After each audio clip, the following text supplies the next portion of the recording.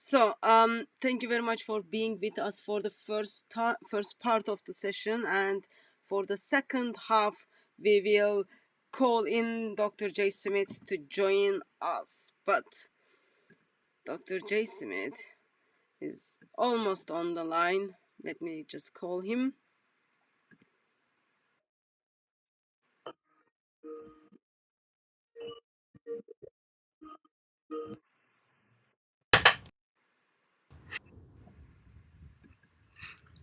Hello. Okay, can you hear me? Yes, I can hear you. Peace of Christ be with you, Jay. How are you? I'm fine, thank you. What have you been doing, Jay? How is What have I been Hollywood? doing? By the way, you are live right now. Just be aware of it. Oh, okay. Well, there's So nothing we reason are. I can't say what I say to you, what I say to everybody. I've been making videos. I've been also doing, doing my lectures for my master's course that I'm teaching, and I'm also just wrote this poem for Muhammad. You wrote poem for Mohammed. Yeah, but that's coming at the end, so I won't do it at the Wow. beginning because you won't understand a word of it until you go through what we're talking about today. Okay. So So, also you've done something. You're supposed to be doing something which you didn't do. That was simply send me your handouts until by yesterday, and your handouts came during the live stream. So I'm just trying to work them on and download them. So until I do that, it's gonna take a little bit time. Apologizes for that. Jay, why don't you introduce yourself and summarize for us the things you are doing? yeah, in fact, maybe I could even introduce what you're pulling down, so get people ready. I haven't been watching all your live streams this week, so I'm not sure where people have gone or what their themes are. When you asked me to come with you tonight, you'd asked if I would do something on the historical critique, which is my area of expertise, which is where my love is, and where I have been working since 1995, the area that I've been working on. So what I'm going to do tonight is a little different, I'm sure, than everything else that others have gone before. Um, I'm going to be looking at whether or not even Muhammad existed. Back in 2011, I think it's 2011, our good friend Robert Spencer, you've had him on, I've had him on, we're good friends. In fact, he's just rewriting this book, and I'm reading it as we speak, 2012. He wrote this book in 2012. Did Muhammad exist? And of course, at that time, people just laughed at him. They just scoffed him. He was seen as nothing more than an upshoot, probably someone who was a little off his rocker, and for very good reason, because no one's really asked this question. And this is the question I'm going to be asking tonight: did Muhammad exist? But I'm going to be going much further than what Robert Spencer went.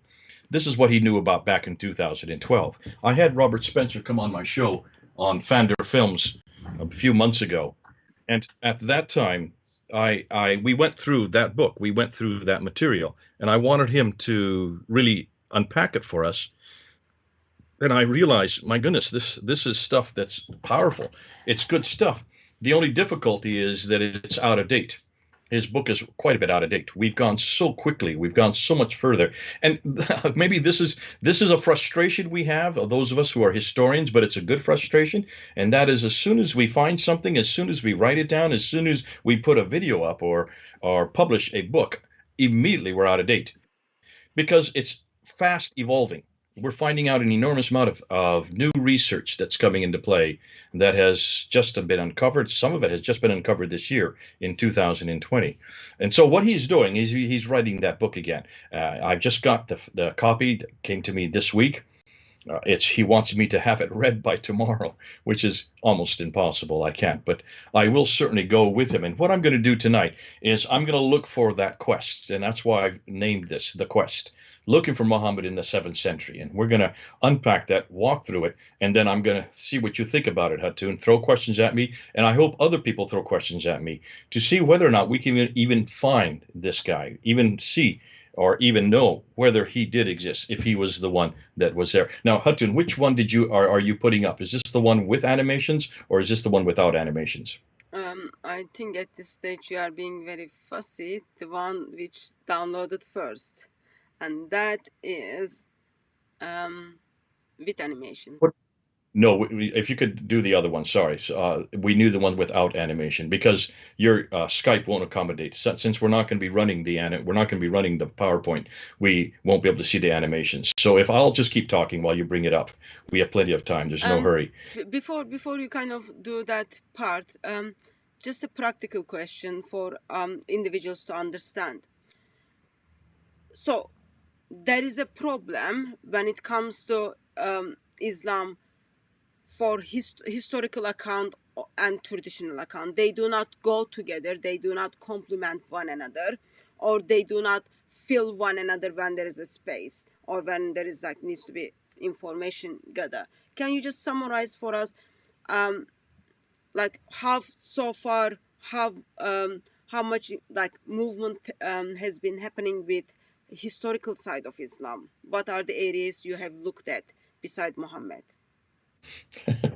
Okay, I mean, this is exactly what we're going to be going through tonight, answering that question. Summary, yeah. In a summary, what we're finding is we can't find anything named any person named Muhammad that is anything like the Islamic traditions from the 9th and 10th century. These traditions that existed that only start to come into play with Ibn Hisham al-Bukhari, Sahih Muslim, Ibn Dawud. They are from the mid to late 9th century, Al-Tabari and others in 10th century and on. Whereas Muhammad supposedly lived in the 7th century, these traditions all place him in a place called Mecca and Medina, those two cities that are in the Hijaz. And so we're looking for a man named Muhammad who comes from the Hijaz in the 7th century, and we just cannot find him. Now, there are a lot of references that people have put forward, and I'm going to go through the major ones tonight. The suppositions that Muhammad did exist at this time and at that place. I'm going to go through each one. I'm going to debunk them tonight, show them that these are all frauds. And I'll show you why. And all I will do is just using historical criticism. I'm not sitting there and waiting to or wishing to try to impose some type of agenda on it. What I won't do is I won't take this 9th and 10th century overlay, this 9th and 10th century paradigm or model, and try to understand what these things are saying, what the Ashkenazi letters or the Doctrine Jacobi that we're going to introduce tonight. I'm not going to try to understand them that way. I'm just going to look at them as they are. I'm going to read what they say, and then I'm going to unpack and see, is this the Muhammad that Islam tells us about? Is this the Muhammad that Islam has always foisted? Is this the Muhammad that the only narrative we've been able or we are permitted to use because it's the only one that's taught? There is only one taught in all our schools, in our universities, even that's the only one that is ever used in our media. And because of that, it's difficult for people, especially historians, and especially people like the numismatists. These are the ones I'm going to introduce tonight as well, the experts on the coins. It's difficult for them to even understand, to try to interpret what they're looking at, because they're so indoctrinated by this narrative. They're so indoctrinated by the Islamic traditions that they have no other way, they have no other guide for which to look at it. So I'm going to go and I'm going to help them, and I'm going to help all those watching to try to look at a completely new narrative. And this will be the one that we introduce tonight. And now we're going to ask and try to answer, can we find this Islamic Muhammad, the Muhammad of faith? Can we find him in the 7th century? And I'm going to show that he does not exist in the 7th century, but we think we know who he is. We think we know where he came from. We think we know what his name was. I'm even going to show you we think we know where Mecca came from. I'm going to show you that, and you're going to be surprised as to what we found. So all of that we're going to try to get in. How many hours are we doing? Like ideally, if you finish by 2 o'clock, that would be good. And what time is it there now? 11 o'clock. So 3 hours. Okay. How many hours do you need? If like, I could go for all night if you want me to, but I will try to hurry it up and try to get through it quicker than that. Okay, like I've got meeting at 2:30. So if you finish like before that, that would be helpful. But if you can't finish it, I can just postpone it. It's fine. No, I'm sure we'll get it within 3 hours. That should be no problem. Okay. So I am ready. I'll share the screen with you. Actually, no, I can't. Okay, I'm ready whenever you want to start. I'll move on the PowerPoints, and then you get to see that. Okay, I can't see it on my screen. I don't know what slide I'm looking at. Okay, I'll be extra kind, and then I'll share my screen with you. Otherwise, I'm going to be 20 seconds late because I'm going to have to wait till it comes up on this screen here before I even know where we're at. So you should be seeing this screen now. I see it now. Yeah. Okay. So I will just tell you slide 1, slide 2, slide 3. I'll just tell you which slide to move. So let's go ahead. And this is the quest. This is looking for Muhammad in the 7th century. The road less traveled. That comes from Robert Frost's poem that I'm going to introduce later on. And in a sense, this is what this is the ethos of what we're doing. We're going to the road less traveled. And this is October 2020. That's important because in a year from now, in 2021, I may have a completely new narrative. We may have an absolutely new set of paradigms and research that's come to play. So bear with me. What I'm telling you today only is for 2020, and it's for the month of October. Next slide. Now, we're going to investigate, well, 4 areas really, and then we're going to get some conclusions at the end. First of all, we're going to look at the problem, and I've kind of suggested what the problem is. I'm going to unpack that. I'm going to look at a timeline, and I'm going to show you why this is a perennial problem that everybody has. It's not just the Muslims. We have this problem as well, and I'm going to introduce that. Then I'm going to go into the book, The Man in the Place. Yeah, now, you've heard me say this phrase many times before, Hatun, so you know what I mean by that. And for those of you who have followed us, the book, of course, is the Quran. The man would be Muhammad. The place would be Mecca. So I'm going to be looking at what the books are. I'm not going to spend too much time in the books because that's a whole nother talk for another day, for another time. And that would include all the qira'ats that Hatun's been working with. That would include the ahruf and the razm that we're working with. But we need to bring that in there because there is also parts of the book that supposedly this man Muhammad received that we need to question. But then we're going to look at him himself. We're going to look at primarily at who Muhammad was. That famous phrase, they seek him here, they seek him there, they seek him everywhere. That damn elusive Pimpernel from the Scarlet Pimpernel. That's a great phrase. They can't find him. Everywhere they look, they just can't find this Pimpernel. Well, that's the problem we're having with Muhammad. Everywhere we look, we simply cannot find him. We've sought him everywhere. Here, there, everywhere. That damn elusive Muhammad. So what we're going to do is we're going to look and ask, why is it we can't find him? And I think we think we know the answer now. And then, of course, we're going to, since there's a man, we also have to look at the place. Did he live in 2 cities called Mecca and Medina? Did those cities even exist at that time? Were they anywhere like what the traditions tell us? And so we're going to find that this is not the case. Almost everything we're going to find tonight does not come from the Hijaz, does not come from Mecca and Medina, does not come from Central Arabia. It comes from much further north. And then I'm going to put it all together and come to some conclusions. And that's where then I hope there are questions. I hope there are people who throw things at me. Feel free to do so. Let's go to the next slide. What they claim. So let's look and see what they claim. Well, to begin with, they claim this. Number 1, all Muslims would claim that Jews and the Christians corrupted their book and their God. Therefore, number 2, Muhammad was sent to correct those corruptions. I'm not saying the Quran says this. No, I'm saying Muslims say this. Thirdly, they would say that this man, Muhammad, received this book between 610 and 632, that 22 year. For number 4, that he lived in Mecca and then moved to Medina in 622. And that in number 5, that the book that was given to him between that 22-year period, though it was not written down while he was living, that book is exactly the same that I have in my hand today, 1,400 years later. It has not changed in 1,400 years. And Mecca, where he was born, where he spent his life until 622, is still the center of the world and the center of history. So those are the 6 claims they make. Next slide. And here's the problem. Now, if we had this animated, I could go through and animate this for you and show as it jumps up. But since it's not animated, Skype doesn't accommodate that. Let's just look at this timeline. There's Muhammad. He was born, and this is visual. This is why you need to see it in front of you. And I'm going to be giving you a number of these timelines throughout this talk. On the left there, you can see Muhammad was born in 570, according to the traditions. Okay, so this is the traditional account. This is not my account. I'm going to disprove everything you see in front of you today. So on the left there, Muhammad was born in 570. He starts receiving the Quran in 610. You can see the cursor. Hatun's bringing the cursor along. So that's when he starts receiving the Quran. Then in 621, he then suddenly gets woken up in the middle of the night, is told to get on the back of the winged horse called the Burak, who flies him down to Jerusalem, and he ascends the 7 heavens, meets Allah, and then he comes back and forth between Allah and the 5th heaven where Moses is found, and he bounces back and forth between those 2 heavens to get the 50 prayers down to 5 prayers. Then in 622, he then moves from Mecca and moves up to Medina, and that's called the Hijrah, the Exodus.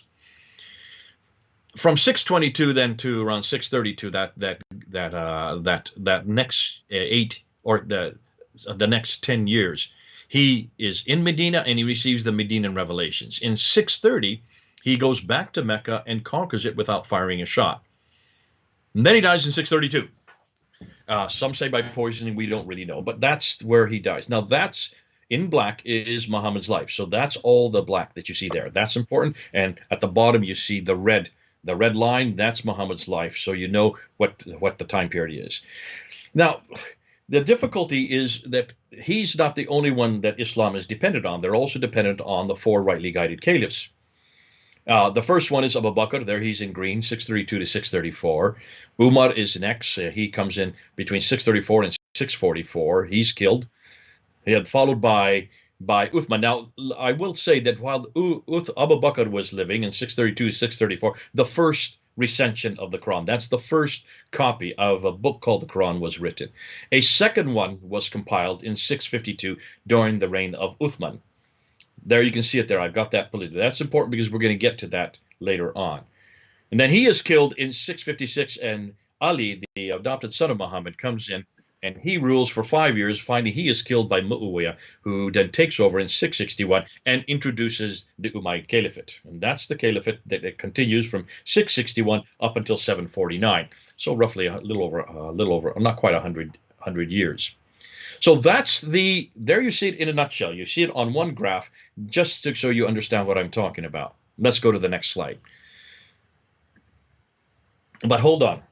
What about the sources? So everything I've just told you in that timeline, let's now go to the next slide, because the next slide I want to introduce to you, the next slide shows you another timeline, because everything I've just said about Muhammad, about where he was born, where he died, how he received revelations, where he went up to the 7 heavens, all these stories that surround his life, all these stories about his wife, all the stories about his relationship with the Ansar and the Muhajirun and those people that lived in Medina, and the many different battles he had between 622 and 632, the last 10 years of his life.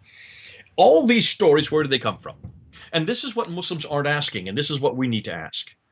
Everything we know about Muhammad, everything we know about what he said, what he did, does not come from the time he was living. There you can see where Muhammad died, 632, on the very far left of the graph. And we know that he died. So that's now taking up from the last slide where we saw the timeline. This is where we're putting his death now on the left. All right. We don't have anything written down about his life during that period. Nothing exists during that period at all. There is no sirah. That means there's no biography. There's no hadith. There's no sayings that are in our hands today that we can look at from that time period. And Muslims know this. They're all aware of this. What they will tell us is that the first time that anything was written down about Muhammad's life is the man named Ibn Ishaq, and he's written in green there. 765 is the day he died, or the year he died. That's the first guy to write it down. Now, you notice I don't have a blue line underneath him because we don't have Ibn Ishaq. We don't have anything from him. Nothing exists. We've only heard about him. Only what we have is what we call attributions. It is attributed to him. Why? Because the man who takes what he wrote and then takes what he didn't like, throws it away, and retains only that which he wants to retain is named Ibn Hisham. There he's over to the right. And he does have a blue line coming below him. That's Ibn Hisham. Ibn Hisham died in 833. So he dies about 70 years after Ibn Ishaq. He throws out much of Ibn Ishaq because it's just not good enough. And what does that mean? Well, as far as I'm concerned, it means it doesn't fit the narrative of the Abbasids. Notice where I put the Abbasids there. I put the Abbasids there for a purpose. You're going to see why later in this talk. They come into power in 749. And in really everything we know about Islam today comes from them. Everything we know about Islam today comes from the Abbasids. So I'm going to keep reminding you when the Abbasids come to power. Islam is not an Umayyad invention. It is an Abbasid invention. And notice how Ibn Ishaq comes almost 15 years after the Abbasids come to power. He writes his first biography. It looks like it's a first draft. It looks like it's what we call a white paper. It has lots of mistakes. It's not what the Abbasids really want. They've got the wrong man at the wrong place doing the wrong thing at the wrong time. That's why Ibn Hisham comes another 70 years later, or in this case, 85 years later, and he writes a completely new biography. A completely new biography. Oh, he attributes it to Ibn Ishaq. And Muslims today want you to say it's Ibn Ishaq's biography. Have you noticed how many people, even Westerners, say whenever they read this book here, Life of Muhammad, who's on the cover? The Sirat Rasul of Ibn Ishaq. Ibn Ishaq is the guy they have on the cover. This has nothing to do with Ibn Ishaq. And that's the lie that many, including Orientalists and many Western scholars, they all want you to believe that when you read this book, it's a huge book. I've had to use it. Hatun's had to use it. We've all had to use it. This is the book. This is the best book there is. But it is not written by Ibn Ishaq. It is written by Ibn Hisham. It comes from 833. It does not come from 7065. It does not come from the 8th century. It comes from the 9th century. Please, please, please get that, all right? That's hugely important for what I'm going to be talking about. So can you see there's an agenda going on already? There's an agenda going already between Ibn Ishaq and Ibn Hisham. 70 years of agenda. Still, however, we have nothing about what Muhammad said. Isn't that odd? We have nothing written down about what Muhammad said. All we have is what Muhammad did, and that's the Siratul. Did you want to say something, Hatun? No, I just show the book. Which book do you have? I'm sorry, I didn't see it. Because I'm sharing the screen with you. Ibn Hisham, same book. Okay, so you're showing. So Yeah. does it say Ibn Hisham on it? No, Ibn Ishaq. It's the same Ibn book. Ishaq. Yeah. And this is one of the lies that Muslims are trying to, and I can understand why. They would like to put this biography up as close to Muhammad as they can. They would rather it be 765 because you're only talking about 130 years after Muhammad, not Ibn Hisham. Because now you're talking about over 200. You're talking about 201 years, over 200 years. There's the problem. It's not just that it's 200 years old. The real problem is it comes after Abd al-Malik, and it certainly comes after the Abbasids. So you've got the same book up that I've got, that I just held up. But yours is really tattered, so you really abused yours. You must have been throwing it up against the wall because you got fed up with it, reading it, I imagine. Excuse me, Jay. I don't abuse things. Just a side note. So even though it says Ibn Ishaq, so Ibn Hisham kind of does lots of editing to put it together. So we do not have what exactly Ibn Ishaq write it, because even he says like, oh, I don't want to write everything, so it will cause problem. So we don't know the original, but we know the edited version of 833 edition. That's great. All we can say is what we have in our hands today is from 833. We don't know if any of that Ibn Ishaq wrote is included in this book. Okay. There's no way of. It's nothing more than what we call attribution. You know what I mean by that, Hatun? Yeah. Hatun meaning they just attribute it to Ibn Ishaq. Yeah. Also remember, Jay, we don't even have the earliest manuscripts for those things. So that's just No, like, you're again, right. Yeah. Because That's a whole nother discussion. Yeah, no, because you are talking about history. So we are looking at history from the traditional books they are giving to us. The only thing we can say at the moment, and this is why we're having to repeat it over and over again in all our shows, is these are nothing more than attributions. Even Ibn Hisham, how do we know that this is from 833 even? How do we know? Since we don't have any of the original manuscripts. You're going to see this is a real problem when we get to al-Bukhari. We don't have anything of al-Bukhari's until the 11th century. Yet he was writing in 870, the 9th century. So it takes 150 to 200 years to finally get the first manuscript. And that's just one of the 9 manuscripts. All 9 manuscripts don't really come into existence until the 16th century. Okay, just a small comment on Bukhari since you mentioned it. Bukhari has been canonized in 1800s. If you like. There you go. In fact, we're going to get to Bukhari. So why don't we go right to... You have al-Waqidi. He's not really that important. He's very similar to Ibn Hisham. He's in green because he wrote the Sirah. And he dies. Some say he dies in 833. 833. Some say 835. whatever is, there's disputes as to what his real date. In other words, he lived almost about the same time as Ibn Hisham. He was not liked as much because he included an awful lot of the Maghazi documents. The Maghazi documents are the raids that Muhammad did, and that's why he's not as appreciated as much. But let's then go to al-Bukhari, and that's now in blue. So I put it in 3 different colors so you can see we're talking about 3 different genres. Actually, we're talking about 4 different genres. So the green are the Sirah. That would be the biography of Muhammad. They are the earliest. Throw Ibn Ishaq out. Now, if this was animated, he wouldn't even be on the screen anymore. I shoot him off the screen in my animated one. But for our purposes, Ibn Hisham is the first to write a biography. So I wish I could just blot out Ibn Ishaq's name, but I can't. So the first one is 833, 200 years after Muhammad. Al-Bukhari then introduces a whole new genre. So we're talking roughly 40 years later. You have a completely new genre, a much more prolific genre known as the hadith. And these would be the sayings of Muhammad. And the hadith are introduced by him. He was, according to the traditions, now, is this correct? Who knows? It's all attributed again. But what we're told, this is the story, that he was given 600,000 of these sayings, these akhbars.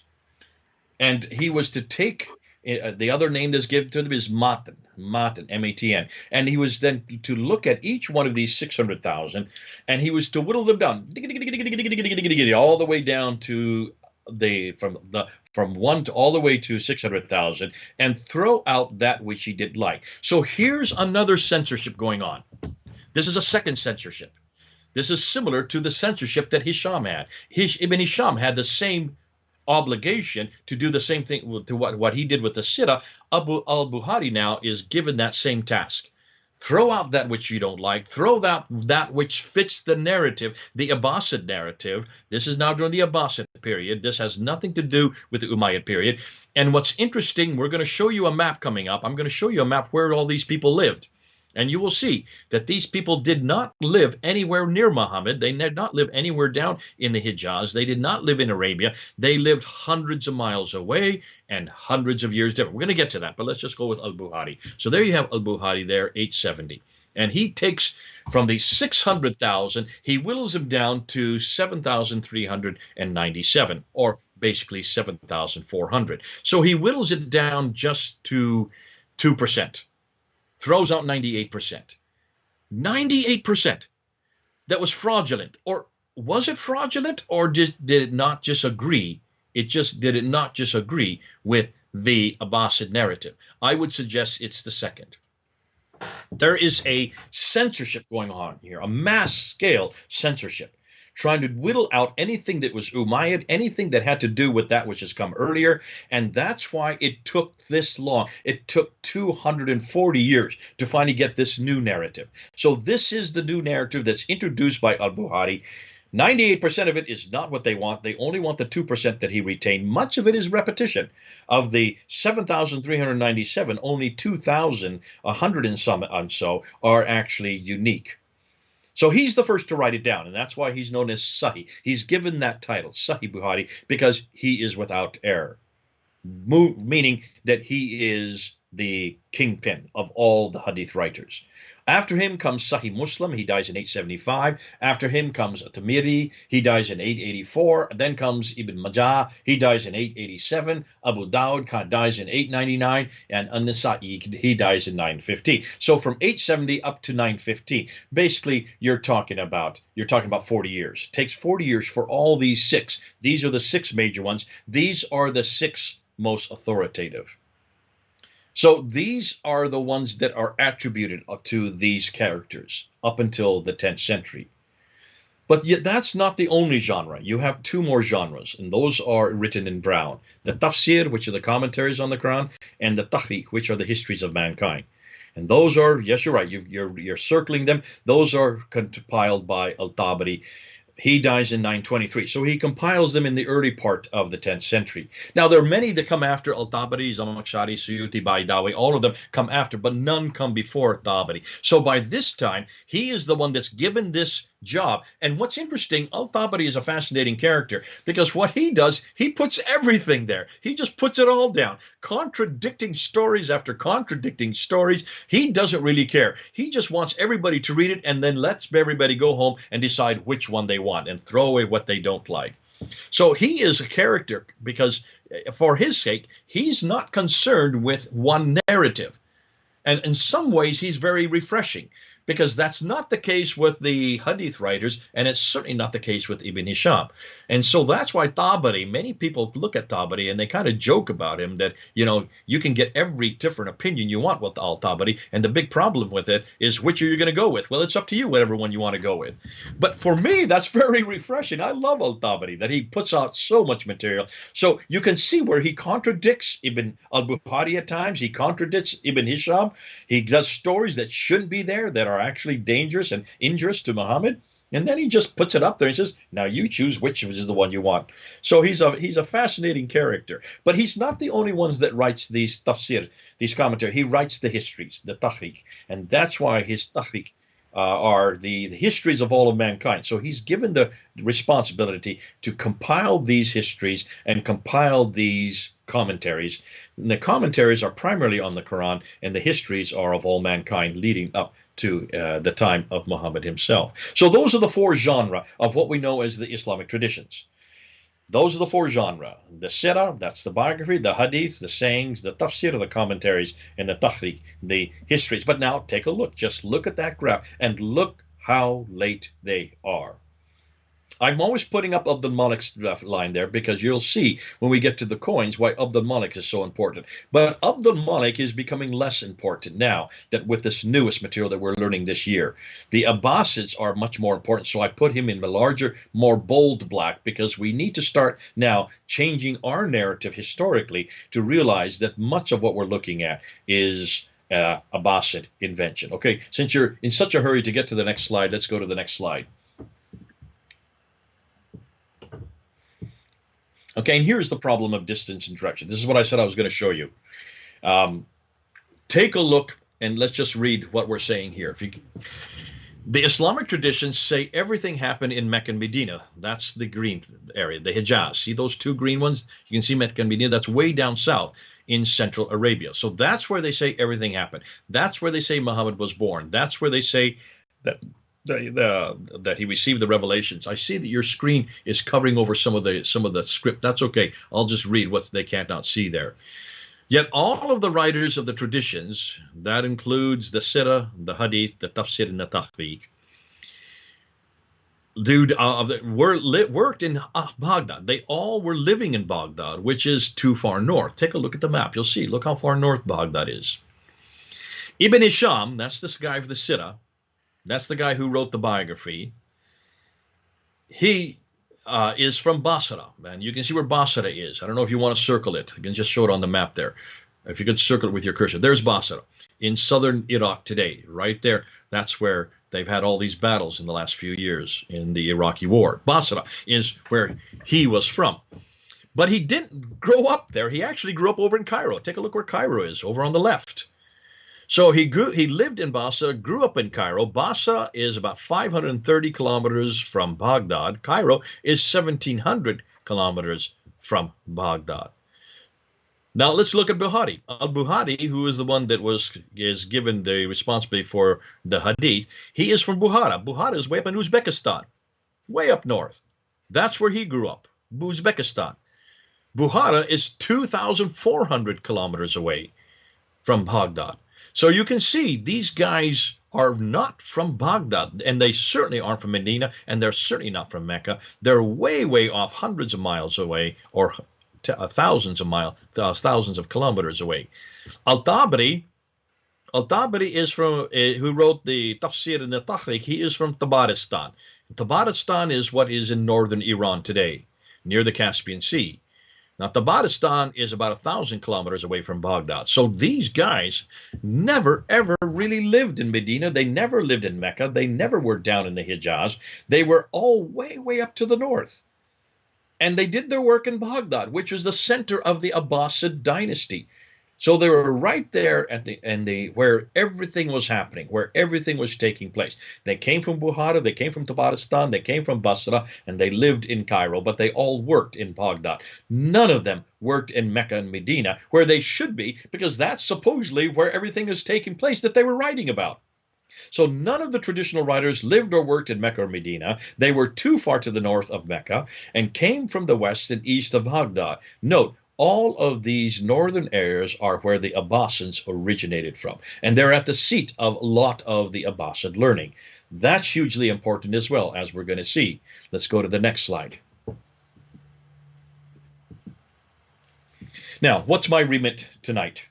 Well, listen, we really are no longer interested in the 9th and 10th centuries. I've already given up the 9th and 10th centuries, okay? Let's just put that down. I'm going to say it from the get-go. Who cares about the 9th and 10th century? Don't waste my time. I tell this to people who call in all the time. Muslims are always trying to shut me down and say, but that's not what the traditions say. And I'm saying this tonight. I don't really care what the traditions say. I'm not interested in the traditions anymore. We're not interested in the 9th and 10th century. Why? Well, you can see from that last map, they're all written too far away and too many years later. They're just too late and too far away to be trusted. The traditions were all constructed by the Abbasids post 749, and they definitely had an agenda. We are only interested in the 7th and 8th centuries. That's all I'm interested in tonight. I want to know who this Muhammad is from the 7th and 8th century. I want to go back to where it all began. That's where we need to be. We need to go back to where it all began, where the traditions say it all began. Well, if they say it all began there, then why are we wasting our time up in Baghdad? What are we doing wasting our time in Cairo and in Basra and in Buhara and in Tabaristan? Who cares about those places? I'm fed up with those places. I want to go back to where this guy lived, and I want to go back to where he did his work. Okay, let's do that. Next slide. And the next slide is a poem. It's a poem by Robert Frost, a very famous poem. Two roads diverged in a yellow wood. Sorry I could not travel both. Be one traveler long I stood and looked down one as far as I could to where it bent in the undergrowth. Then took the other as just as fair, and having perhaps the better claim, because it was grassy and wanted wear.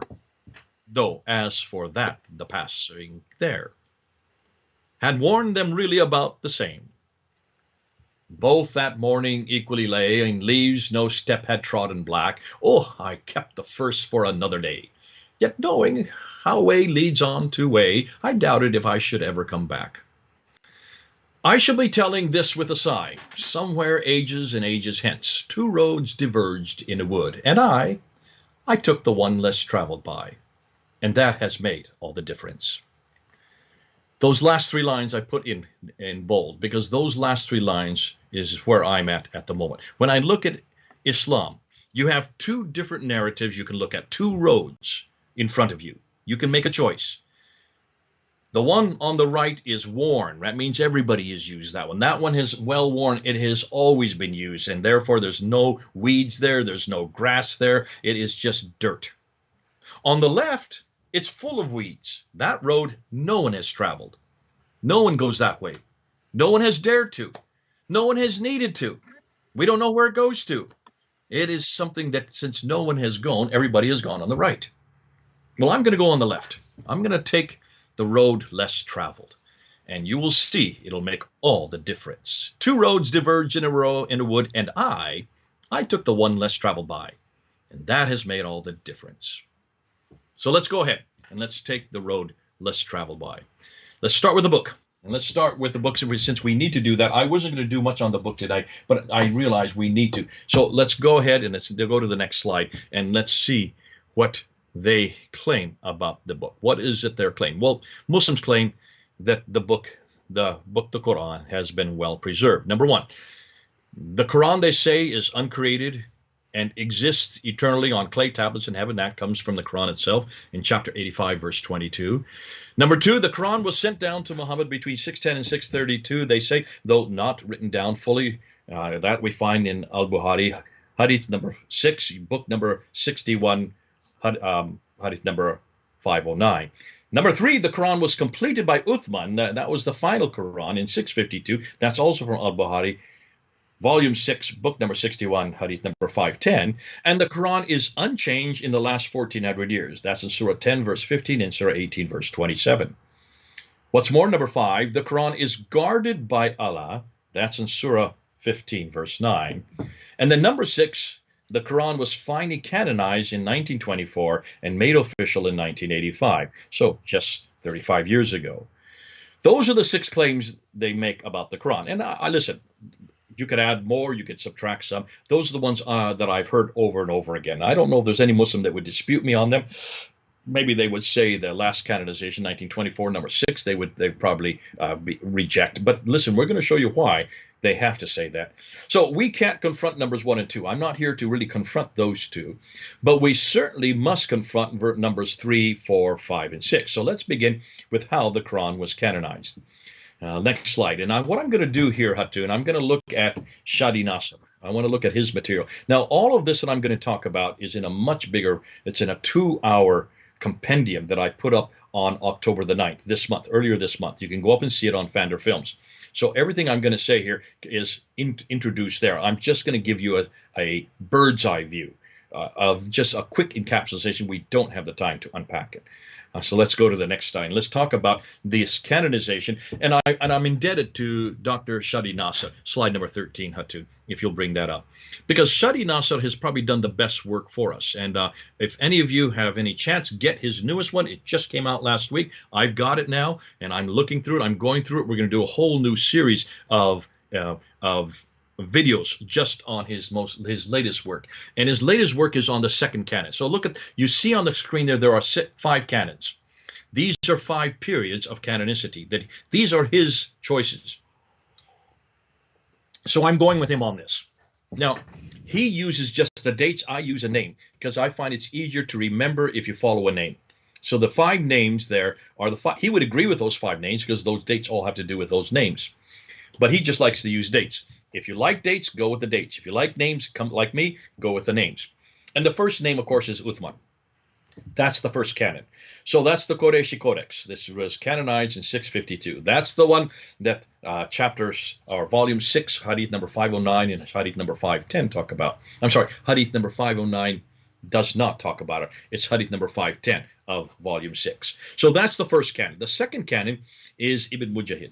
And that's the one, the book that he just come out last week is on. That's focused on this one, the second canon.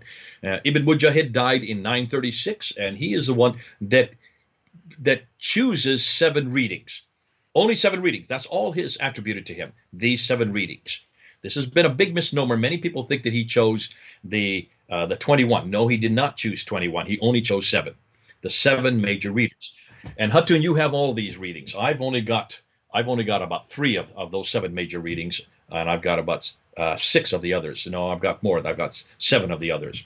So here you have Mujahid, dies in 936, and these readings were all created between 736 and 905. So they were all created before he was living, and obviously, otherwise he could have chosen them. But he is not the one that chose the other 14 transmitters or riwayats. The riwayats, the transmitters, the students, those were chosen by Al-Shatibi. Al-Shatibi died in 1194. And the reason he did that is just because there were so many of them.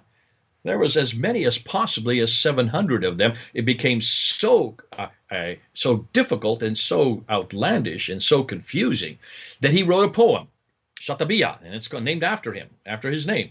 And in that poem, he just attributed 2 readers or 2 transmitters for each of the 7 readers. So that's what he did. So he was the one that attributed 2 transmitters for each of the 7 readers. So now we're up to 21. So by 1194, we now have 21 of these qira'ats or these akhrus. Then a guy named Al-Jazari, who is probably the most famous of all these. He's the one that is, and the reason why he is so famous is because he then added another 3 readers and another 6 transmitters or riwayats for these qira'ats, these readers. And that's now, if you add 3 plus 6, you now have 9. So 21 by the time of al-Shatibi in 1194. It's now 30 by the time of 1429 of al-Jazari. And al-Jazari is the one that attributes the canonical text, the 30 authoritative texts that are even used today. These are the 30 that were then finalized in 1429. Take a look at the date there. Look at that date. That's the 15th century. So that's 800 years after Muhammad, they get the 30 readings and riwayats, the readings and transmissions. Hafs, however, was then chosen in 1924 by Muhammad ibn al-Husayni al-Haddad there at Al-Azhar University in Cairo. That was in 1924. So because there were so many, because these 30 were so confusing, and because all the tests there in the high schools there in Cairo were giving different they were giving certainly different responses, they needed to bring it down to one so they could standardize all the tests. And so he does that in 1924. That was then made official for Egypt in 1936, and then was made official for the whole world in 1985 by King Fahd, and that's known as the King Fahd edition. So there are the 5 canons: 1, 2, 3, 4, 5. Uthman ibn Mujahid, al-Shatibi, al-Jazari, and Hafs. Next slide. And we're going to start with Uthman. So let's go to the next slide, and let's go with the first canon. So let's unpack it a little bit. Can I just make a quick comment? Yeah. It seems that you are in the view of Ahruf and Qiraat the same thing. I disagree with that. Also, like, just there is in-house discussions, like no one knows what is Ahruf is. You've got Qiraat and then you've got Riwayats.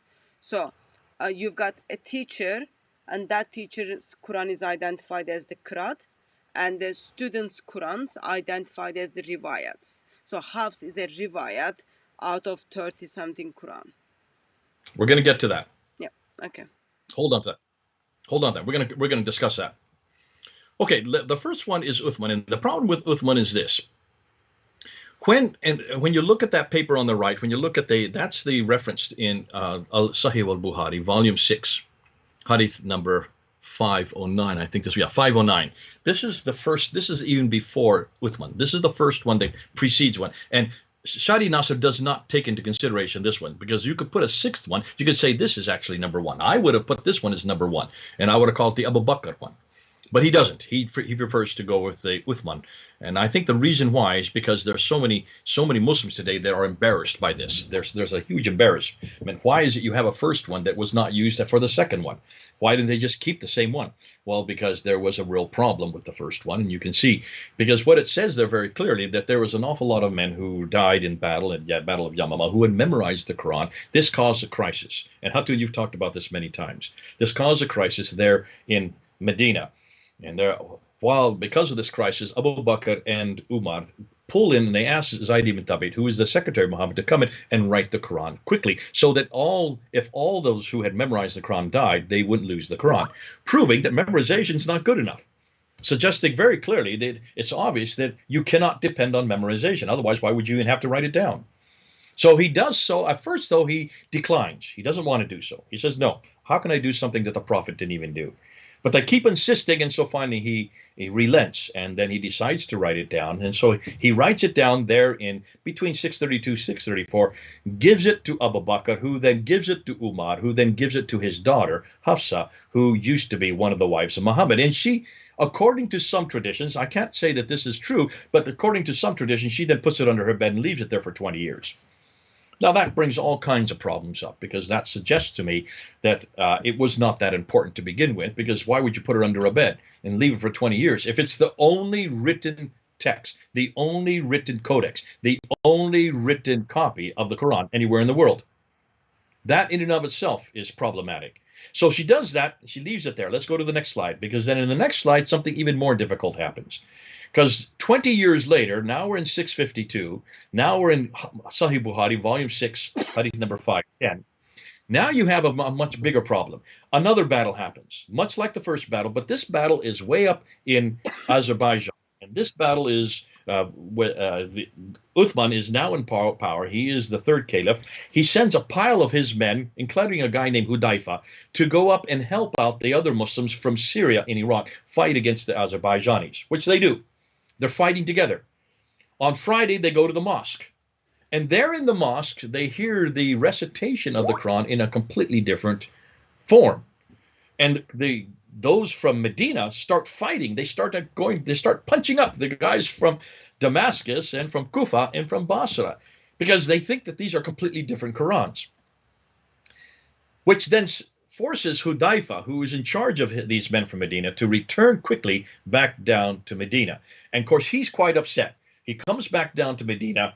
He goes to Uthman on his throne. He says, "We've got to do something. We must not do what the Christians and Jews have done, who have many different Bibles. We must not have many different Qurans. Therefore, we must put the Quran into one dialect, and this dialect is the Qurayshi dialect. We must standardize this in one dialect. The Qurayshi dialect, according to Islam today, according to Muslims, is the dialect that was spoken in the Hijaz, that central part where Mecca and Medina existed."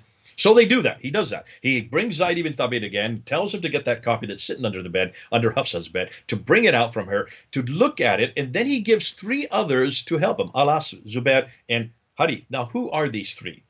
Alas, Zubair, and Harith. Do you know who they are, Hatun? They are all Uthman's son-in-laws. They're his son-in-laws.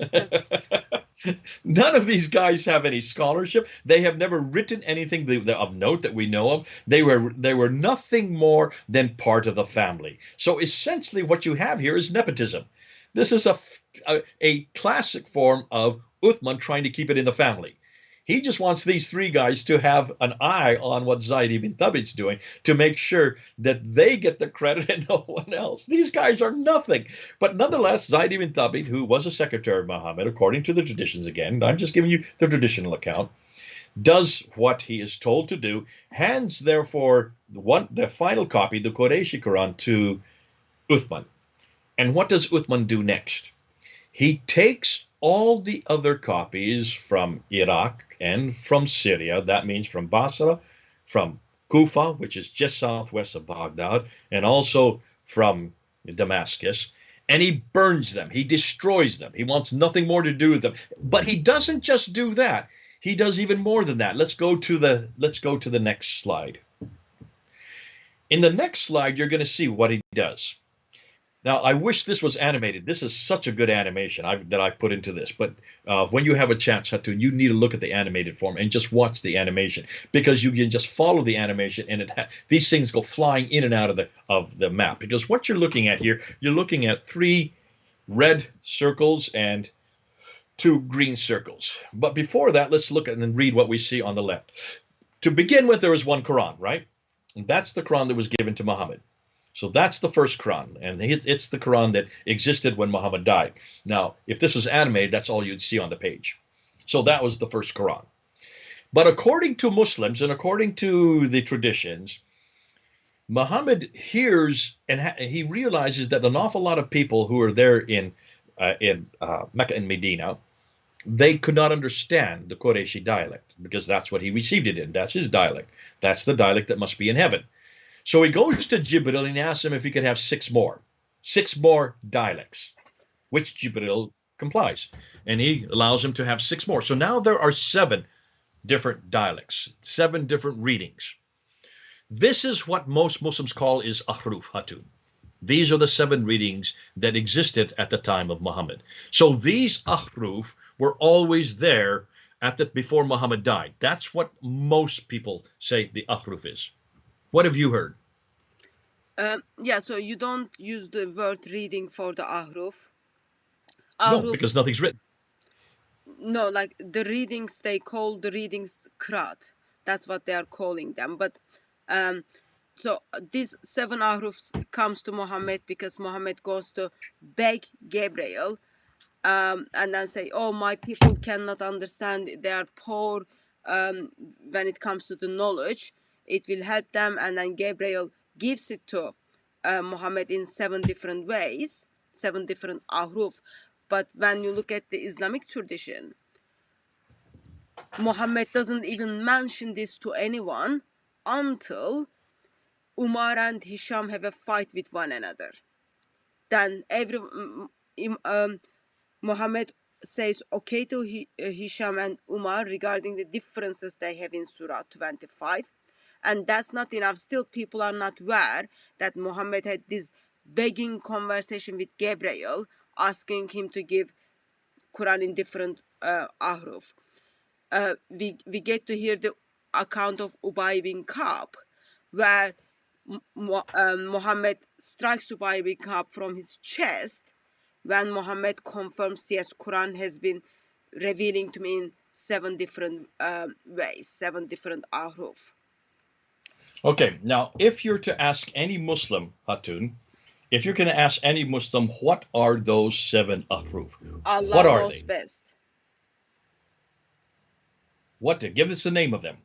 No, we can't give the name of them because there are like ideas. Ahrufs might be the qiraat, but overall academics is saying actually no, we don't know what is ahruf is. They're not the dialects, like they're not the. And yet Muslims do give you an answer for this, though. So be prepared for this. Be prepared for this. Muslims do give you an answer when you ask them. So where are these ahruf that you're talking about? Where are these 7 readings? And they usually point to these right here. Can you see these? I've got them right here on my next to me. I don't know if the camera can go down there. So the point I was trying to make is ahruf and the qiraat. So reading is for the qiraat. That's what they use that term for. That's another Exactly. qiraat, even riwayat. But ahruf is something was at the time of Muhammad and no one knows. So even and now this is Muslims why, are confronting one another that they shouldn't be using the word ahruf when it comes to those different Arabic Qurans. Because most Muslims think these are the ahruf, these 7, the first 7, the ones that you see here. Now, Hatun, you have them in your library as well. Yeah.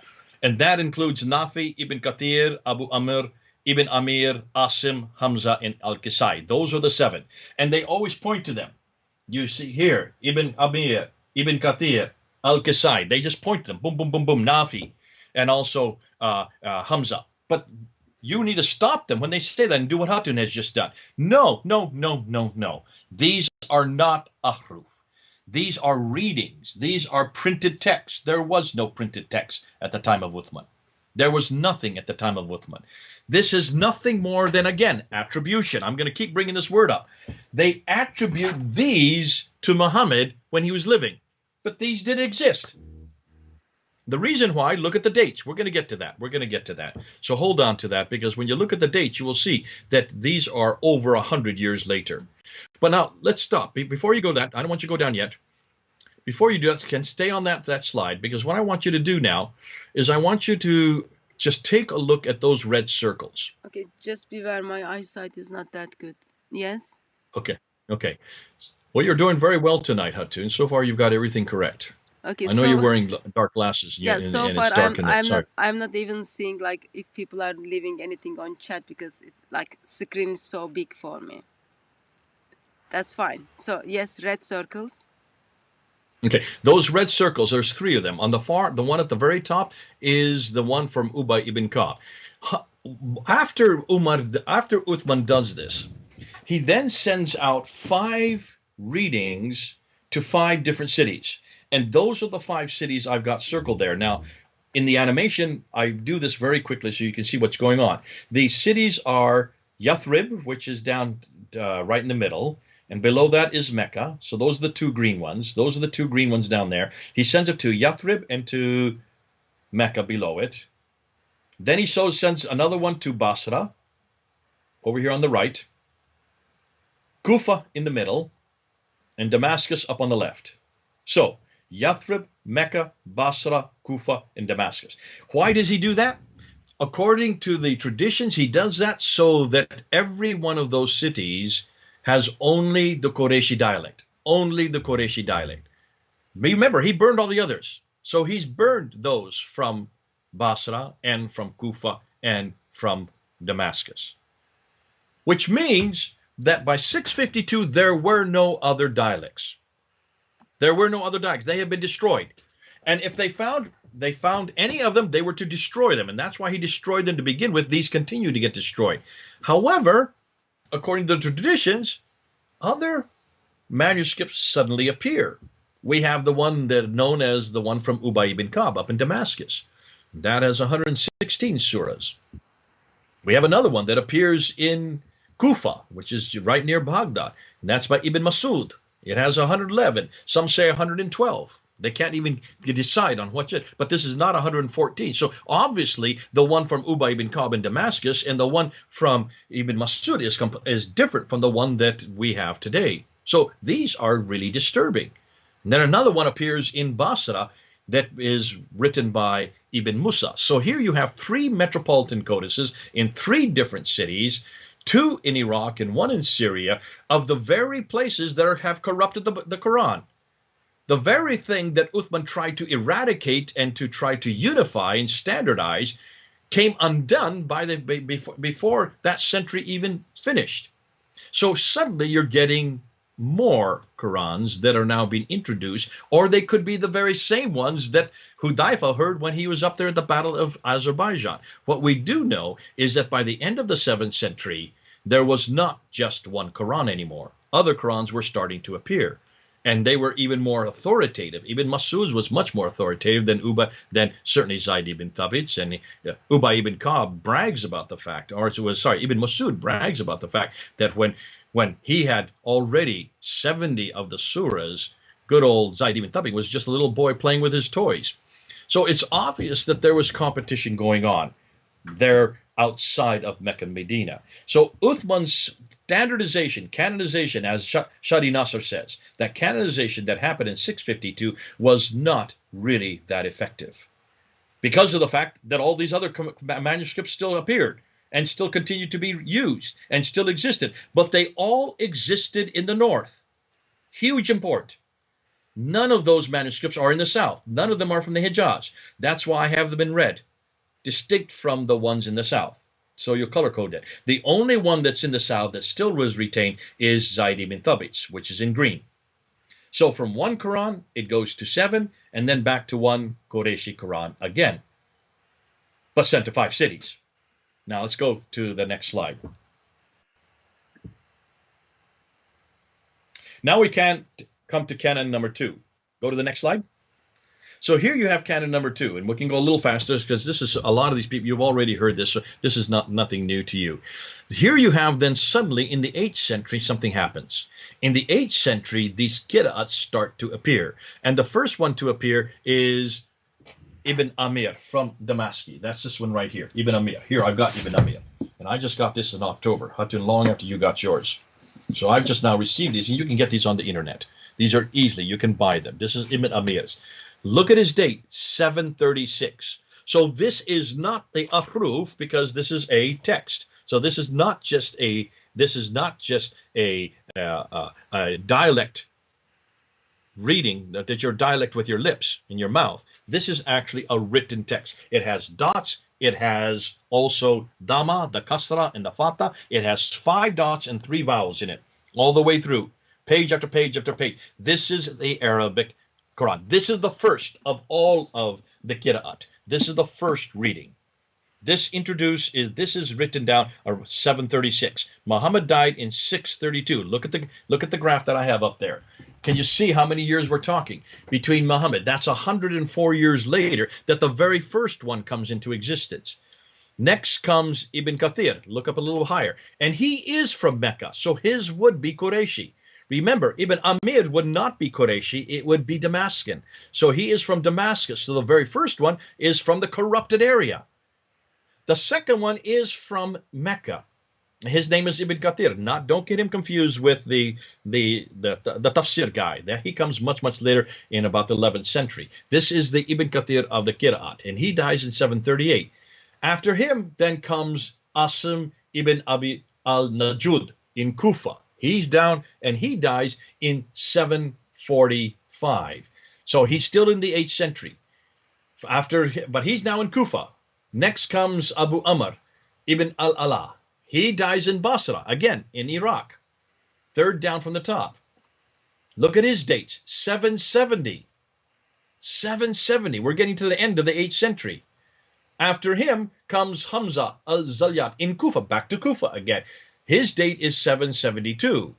So they can see we're now long after Muhammad, long after Ibn Amir. And then after that we get Nafi al-Madina. Madina means he's from Medina. He dies in 785. He's right at the top of the list. Nafi at the very top. His would be Qureshi, along with Ibn Kathir. And then finally, the last one is Al-Qasai. Al-Qasai that I have right here. Here's Al-Qasai. Al-Qasai is from Kufa again, along with Hamza, along with Asim. Three of them from Kufa, one from Basra, one from Damascus, one from Mecca, and one from Medina. So of the 7 that you see there that were chosen by Ibn Mujahid, look and see when Ibn Mujahid chose them, way over in 936.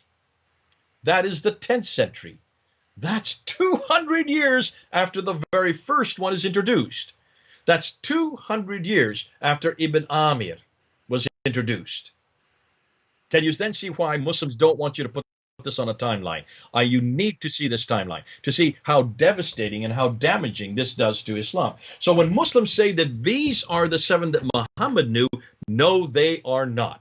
These are qira'at. These are not ahruf. This has nothing to do with Muhammad. These are long after Muhammad, 100 years after Muhammad. They didn't even live at the time Muhammad was living. None of them were even born when Muhammad was still living. He died in 632.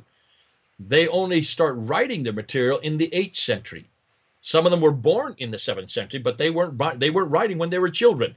They were writing as adults, and the first one to write them down would be Ibn Amir. He dies in 736, a good 100 years after Muhammad's death. And they continued to introduce these qira'at, these 7, up until 805, up until the 9th century. And they were then chosen by Ibn Mujahid. So those are the creme de la creme, the best of the best, as Yasir Qadhi keeps talking about. He keeps talking about these 7. And he confuses it himself. He calls them the ahruf. No, they are not. This has nothing to do with those 7 that were introduced by Jibril back while Muhammad was living. Let's go to the next slide, and then the next slide after that, because then we get to the 3rd canonization. So just jump to the next slide, and then the next slide. Yeah, there you go.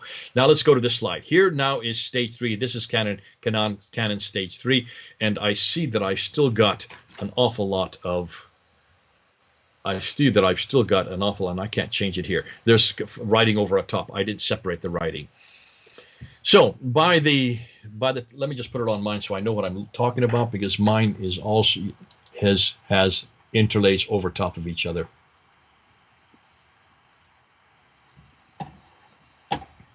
By 1388, there were 21. Can you see it? I finished it. I'm just getting down here so I can see it on my computer here, because I didn't realize that I had changed this for you. Look at the screen. I changed it.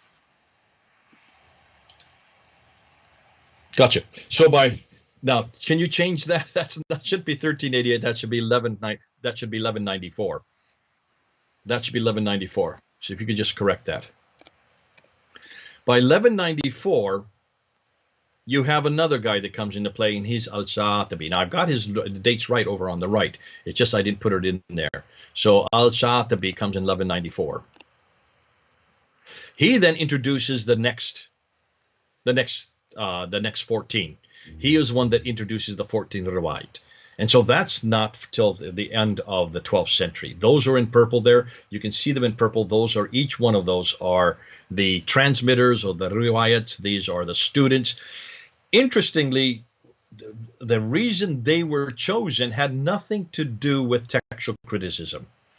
Not one of them did anybody look at the text, compare it with even their stable masters. So when you look at the very top, when you look at Qalun and Warsh, were Qalun and Warsh chosen because they were very similar to Nafi al-Madani?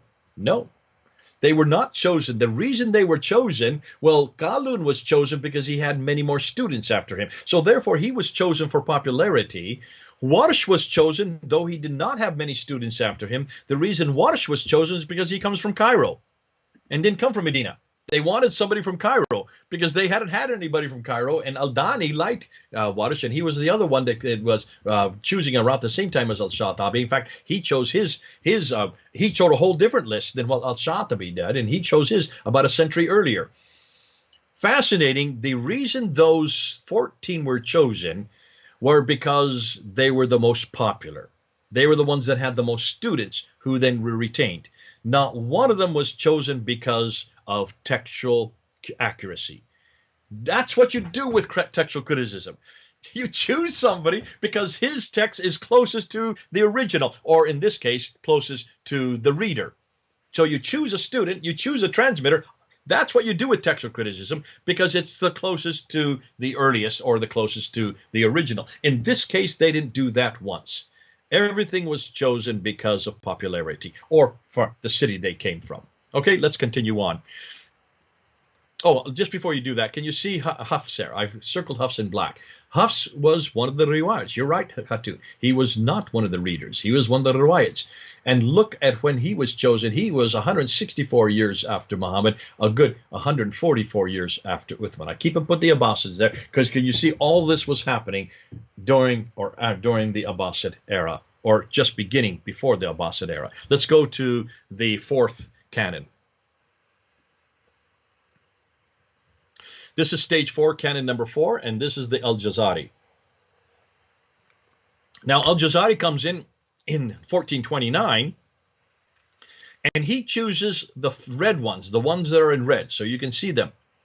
Abu Jafar from Medina, Yaqub al-Yamani from Basra, and Khalaf from Kufa. Those are the 3 he chooses, and then he chooses 2 for each of them. Isa ibn Wardan and Ibn Jumaz for Abu Jafar, and then Ruwais and Rao for Yaqub, and then also Ishaq and Idris for Khalaf. So there you can see he chose these in 1429. That's the 15th century. So these were chosen. This fourth canon was chosen by Al-Jazari 800 years after Muhammad. 800 years. So now by 1429 we have all 30. And these are the 30 that are now seen as authoritative today. And these are the 30 that caused Muhammad Hijab such a crisis. These are the 30 that caused him a crisis when we held them up there, 26 of them up there at Speaker's Corner in 2016. We just held up 26 of them that you had collected, Hatun. Caused him a crisis of faith, and he had to ask Yasser Qadi, which of these? He put his hand out. If I put you a blank piece of paper, which of these? He didn't say 30, but we knew what he was talking about. Which of these? Is this Nafi? Would this be Ibn Kathir? Is it Abu Amir? Is it Ibn Amir? Is it Asim? Is it Hamza? Is it Kasai? Al-Bazi, Al-Duri, Hisham, Shubai, Khalaf? I thought you could go on and on and up to 30 different names. He was asking, which name? Which one do I put in there? And it took him 25 minutes finally our good friend Yasser Qadi to say, they are all the Quran. All of them. Take a little bit of here, a little bit of there. You mix them around and you get the Quran. That's basically what he was saying. And I remember when I first saw that, I just started clapping. I realized, do you see how idiotic this is? This is the only answer they have. They cannot say which is the one, because they cannot even say that Hafs is the one, because Hafs is not even one of the 7 or of the 10. He is nothing more than one of the 20. And what's fascinating, he doesn't even come from Mecca or Medina. We'll get to that. Let's continue on down. Okay, now we get to the 5th one, and this is Muhammad ibn Ali al-Haddad, Husayni al-Haddad. This is the last one. This is the one that was chosen by Muhammad ibn al-Husayni under the authority of the educational authority there in Cairo. They had a dilemma. They needed to solve it. They went to Muhammad ibn Ali al-Husayni al-Haddad, said, can you please choose one? We cannot have 30. We're getting so many different answers. We're getting so many different students who have different references. For that reason, can you please just give us one? And he was the one that chose Hafs. Now, why did he choose Hafs? Did he open it up? Did he look at it? Did he compare it with Asim's? Did he look at Asim ibn Abi al-Najud from Kufa, the same city? Remember, he lived with Asim. He lived in the same home as Asim. Asim was his teacher. And yet he still didn't write the same thing that Asim wrote. That's why he had to be chosen as a different one. That's why his became a different one. So that's the question you need to ask her about Muhammad Ali al-Husayni al-Haddad. Why did he choose Hafs? Do you know the reason, Hatun? Because Ottoman Empire was conquering lots of lands, and Hafs was used by Ottoman Empire. So it was practically easier, and it was more popular among the, because Ottoman Empire had a very big land. So it was popular in different part of the world. Most people would be more familiar with that, because when you conquer, you also introduce your culture, you introduce your book, and then you introduce the Quran you are reading. So it's like, oh, it was all Exactly. because it had but also just side information, in that stage there are official 5 different Hafs Quran. Is also like another Hafs Quran is used by in Afghanistan, current Afghanistan, but they didn't went with that. They went with Ottoman's Hafs. So fascinating. Now, he chose it because now people have come back to me and says no, that the Ottomans were not in power in Cairo, the British were in power. This has nothing to do with political power, it has to do with religious power. But Who was the empire like, that had been around for hundreds of years? yeah, so they like 1453 is when the Ottoman Empire kind of start becoming bigger, and then fall started beginning of 900s. So by that stage, we were in Avusturia, like not we, but like Ottoman Empire were in Avusturia. Like it was like very big empire. So people learned that Quran for like centuries and centuries. If even though you move out from the land, still you leave behind the book and all the customs you shared together. Okay. Now, why did the Ottomans choose Hafs? Allah knows best. It was because there probably something to do with Mehmet. No, it has to do with geography again. Because he was from Kufa. That was the closest to Turkey. They liked him the best because he was close to them. Now, remember, isn't that the reason that Uthman burned all of those Qurans, because they were too far away? Sorry, what is the So reference for that, Jay? this is coming from Gabriel, said Reynolds. That's what he's giving why Ottomans choose the Hafs Quran. There's nothing written down, but what Gabriel Reynolds says, it looks like they chose him because of the fact that he was from Kufa and because that was so close to Turkey. No, because like Ottoman Empire didn't start. And anyway, yeah, that's fine. Okay. Fascinating enough, isn't that the same location that Uthman found were corrupted? Isn't that the very place that he had burned? The very thing that he had burned. It looks like when it comes to the Ottomans and certainly to Muhammad ibn al-Husayni al-Haddad, the choice he made was completely in contradiction to the first of what we know as the first canon. Let's count on down then, and let's to the next slide.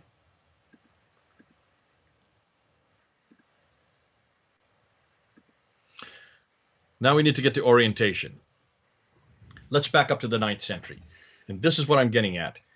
Remember when Hudayfa goes up to Azerbaijan and he hears these other Qurans and he comes back incensed and he tells Uthman to put it into the Qurayshi dialect. Let's go to the next slide. So remember this slide? We went through all this.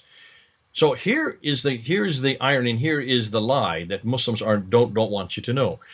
These were the corrupted Qurans, right? Because the corrupted Qurans were all in the north. That's where the red ones are. Those are the corrupted Qurans in Kufa, Basra, and Damascus. If that is the case, then why is it that Muhammad ibn al-Husayni didn't choose the ones from Mecca and Medina, the ones in green? Look at the next slide. When you look at the 30, let's look at the next slide, which goes and shows up all the 30. When you look at the 30 that were chosen, the 30 that became official by 1429, when you look at them, the only ones that were from Mecca and Medina, the only ones that Qurayshi are those in yellow. So that includes Nafi, that includes Qalun, that includes also Ibn Kathir and Al-Bazi and Qunbul, that includes also Abu Jafar, and it also includes Isa ibn Wardan and Ibn Jumas, which means it only includes 8 of them. It only includes 8 of them. 8 of the 30 are from this place that should have been chosen. But that's not where Hafs is. Hafs, who's circled in black, he's not from the Qurayshi dialect. And that's the irony, and that's why most people are not looking at this. They need to answer this. I've yet to see a Muslim respond to this. The very Quran, the Qurayshi Quran, the reason why this was chosen is because this is the Quran that's in heaven. This is the Quran that Muhammad received. This is the dialect, supposedly, that is the heavenly dialect. Then why in the world did they choose somebody who didn't speak any of that dialect, didn't even come from that area, came from hundreds of miles away, way up north? But more than that, we're not going to do it this time, but when you look at Hafs, you can see that Hafs was the worst of them. Let's go to the next slide.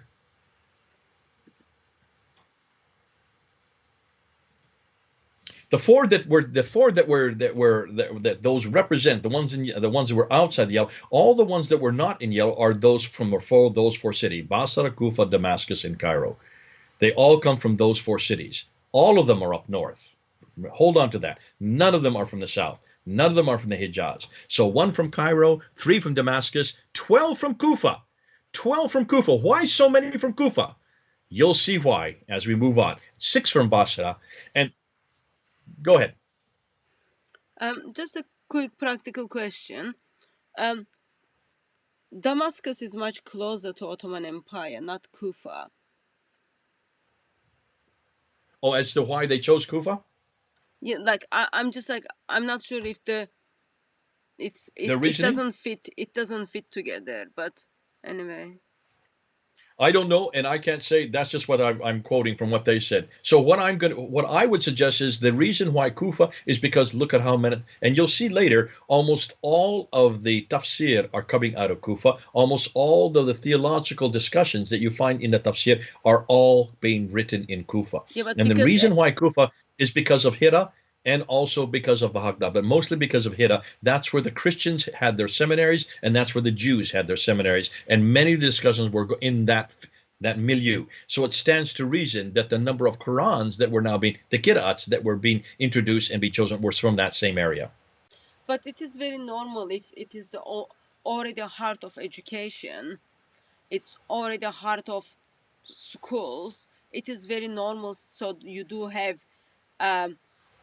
you will have like more writings in that. Like if you think about it, like someone who lives in Oxford will have access to more libraries than someone who lives, I don't know, York or somewhere, like where there is not like you, or someone who lives in a village.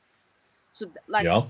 therefore it wouldn't be surprising to having the teachers and students with the many students with their versions Okay. having different. Stop and ask that question one more, but understand what era are we talking about now? We're talking about the Abbasid era. Yeah, so but like by that time already, if you look in a map, like it's already like lots of part of the Arabia, uh the other side of Turkey, what do you call that, Asia part of the world, and Africa, North Africa is already been conquered. Even Spain is already been taken. Like that's, I see that as like very it would be very normal, because like there is nothing like beside Mecca, so you've got only this small place versus heart of education is here, and then you've got Okay. big libraries in here. But Okay. anyway, Hold on to that I'll thought. listen. Sorry, I didn't want to cut in. I'm just listening. Sorry, Jane. Hold on to that thought, Hatun, and we're going to come back to that, because once you're going to see, I've not even got into my material yet for tonight. Once you see when I start introducing the material for tonight, let's bring that question back again, and why then is the North so important? But let's continue on, because if you're just going to look at Kirat, then you can say yes, the Kirat are introduced in the eighth, ninth, and 10th century. Therefore, at that time, everybody was up north. But why were they up north, and what was the agenda going on? Hold on to that, because I'm going to show you that there was no possibility that it could be from Mecca, Medina. But I can't say that until I introduce my material to support that. Okay. Yeah. Go to the next slide. Oh wait, we go back to that last slide and let's just look at those conclusions. So the minority of the Qurans originated in Mecca and Medina, while the majority were too far to the north. All of these northern areas, except Cairo, are where the Abbasids originated from. All right, now you're starting to get, you can see I have an agenda here, but you can see why as we move on throughout the night. Let's go to number 31. Conclusions. Shadi Nasr's 5 stages of canonization are a good model to use when ascertaining the Quranic canon. Canon 1, Uthman's 652 canon, is located too far south, and the real manuscripts were all further north. Notice the manuscripts are all further north. Canon 2, Ibn Mujahid, we haven't got into that tonight because I haven't had time. Ibn Mujahid's 936 AD canon of 7 is made up of 2 in the Hijaz and 5 up north. Canon number 3, Al-Sha'atabi's canon of 14, is made up of 3 in the Hijaz and 11 up north. Al-Jaziri's canon of 9 is made up of 3 in the Hijaz and 6 up north. Canon number 5, by Ibn al-Huzayni al-Haddad's canon of 1, is singularly up north. Thus, of the 30 official Qira'at Qurans in use today, only 8 are from the Hijaz, the 22 are from the north. These areas up north were all in the areas of the Abbasids, where they resided and they ruled. Are we beginning to see a pattern here? Okay, so I'm going to answer your question, Hatun, but let's continue on. So let's go then to the next one, and this is what about the Quranic Arabic? So let's go and to the next slide. Quranic Arabic, is it from the Hijaz? Now, according to all the traditions, the traditional narrative tells us that it is derived from the Qurayshi dialect, from the Hijaz.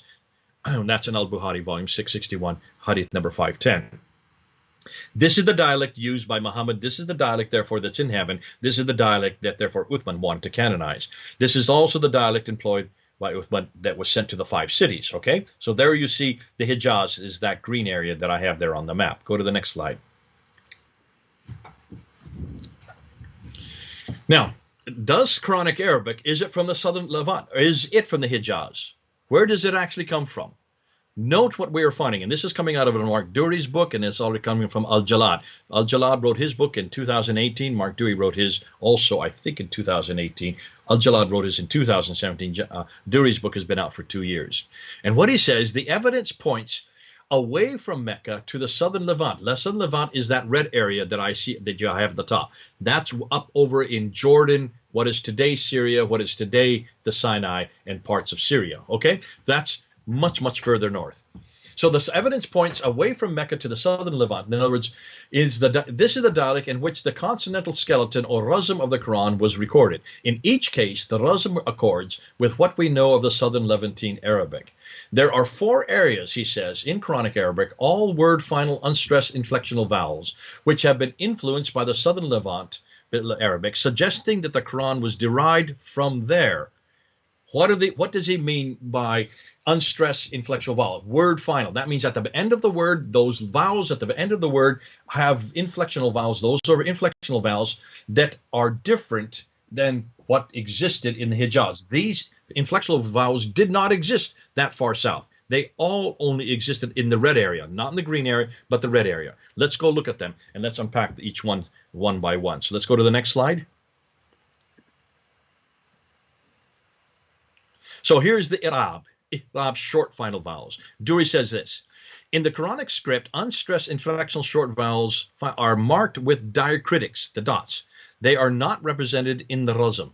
These endings are known as I'rab because they were characteristic of Bedouin Arab dialects. Now, although classical pre-Quranic Arabic poetry incorporated I'rab endings in its rhyme schemes, the Quran does not. The irrelevance of case endings to Quranic rhyme schemes suggests that they had been lost. Where was this dialect native location? Where did it come from? The southern Levant is a possible location, he says. That's the red area, much, much further north. Let's go to the next slide. And this is a little bit technical. I'm sorry for people who don't understand Arabic. But in Arabic, you have what we call the tar marbuta. According to Duri, in Nabatean Arabic, the feminine ending, the at, which is that's how you know it's feminine. It's always as the at. That's the tar marbuta, had changed to a. This seems to have been a regional feature in the southern Levant. Ancient northern Arabian desert inscriptions do not show this change. They retain the at. This is restored in the non-pausal position to at in the standard recitation of the Quran. So today's Quran, if you look at all the Qurans, they have the at there. By the addition of this superimposed dots to give the tar marbuta, that's what it's called today, indicating that the letter ha is to be pronounced as ta or at. In this respect, the dialect in which the Quran was composed appears to have taken what was a feature of Southern Levantine Arabic, where the sound change was first initiated and established it in Nabatean Arabic. Therefore, it follows that Nabatean Arabic, or Aramaic, you might say. Therefore, it was introduced at much, much further north. Let's go to the next slide. And the next slide then goes into what we know as the Aleph Maksura. The Aleph Maksura, it looks like a figure S at the end of the word. I don't know if you can see it there. I haven't seen it come up yet. The Aleph Maksura is the use in classical Arabic of the word final dotless ya, the word ya in Arabic. It is another form of the final aleph or aleph, and is used because an aleph cannot occur at the end of the word. It's not you may not use an aleph at the end of the word. So the Aleph Maksura was not pronounced as a when the Quran was originally being recited. Al-Jalad in 2017 on page 153 of his book proposes that the Aleph Maksura goes back to the earlier I and is reflected in the Greco-Arabic of the southern Levant. That had to have been borrowed from the southern Levant, which is much further north. Here again, the evidence shows that the pronunciation of Quranic Arabic at the time of its initial composition aligns with the Arabic of the southern Levant and not from the Hijaz. Go to the next slide. And this is the fourth one. The definite article, al. Our final piece of evidence concerns the assimilation of the definite article al, the in English, to follow coronal consonants. The lack of assimilation in the Razm agrees with the evidence of Greco-Arabian, Nabatean, Safaeid, and Hismaic scripts, all of which are in the north. The Arabic of the Quran was not a Meccan dialect, but instead conformed to the features of the southern Levantine dialects. The southern Levantine is the red area, way up in the north, up where Petra is. Note, in every one of these four similarities, they are all derived from the southern Levant, which is over 600 miles too far north to be native to the Hijaz area. See the map above. This completely confronts the traditional Islamic account, which claims the Quran is uniquely from the Hijaz. Now, here's one of the ironies. Let's go to the next slide. I don't know if I can bring it in here, but I need to say this. Okay, let's in fact go back to that map again, the one before that. So what was the Arabic that existed there in the south? Do you know what the Arabic was? In the south, it's still forming.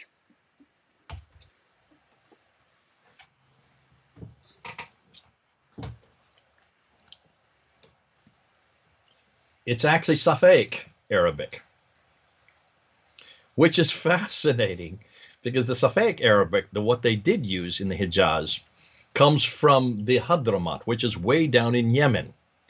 Now, here's the irony. Had the Quran been written in that script,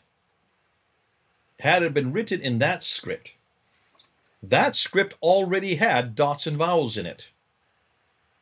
Which means if they had written it in that script with the dots and vowels in place, you would not have had the problem with the qira'at or the ahruf that we have today. Because it was already known. You could read it easily in the 7th century. The fact that they did not have these dots and vowels because it was derived from the what we know as Nabatean Aramaic, which is from the southern Levant, way up north, they only had 16 letters in the 7th century.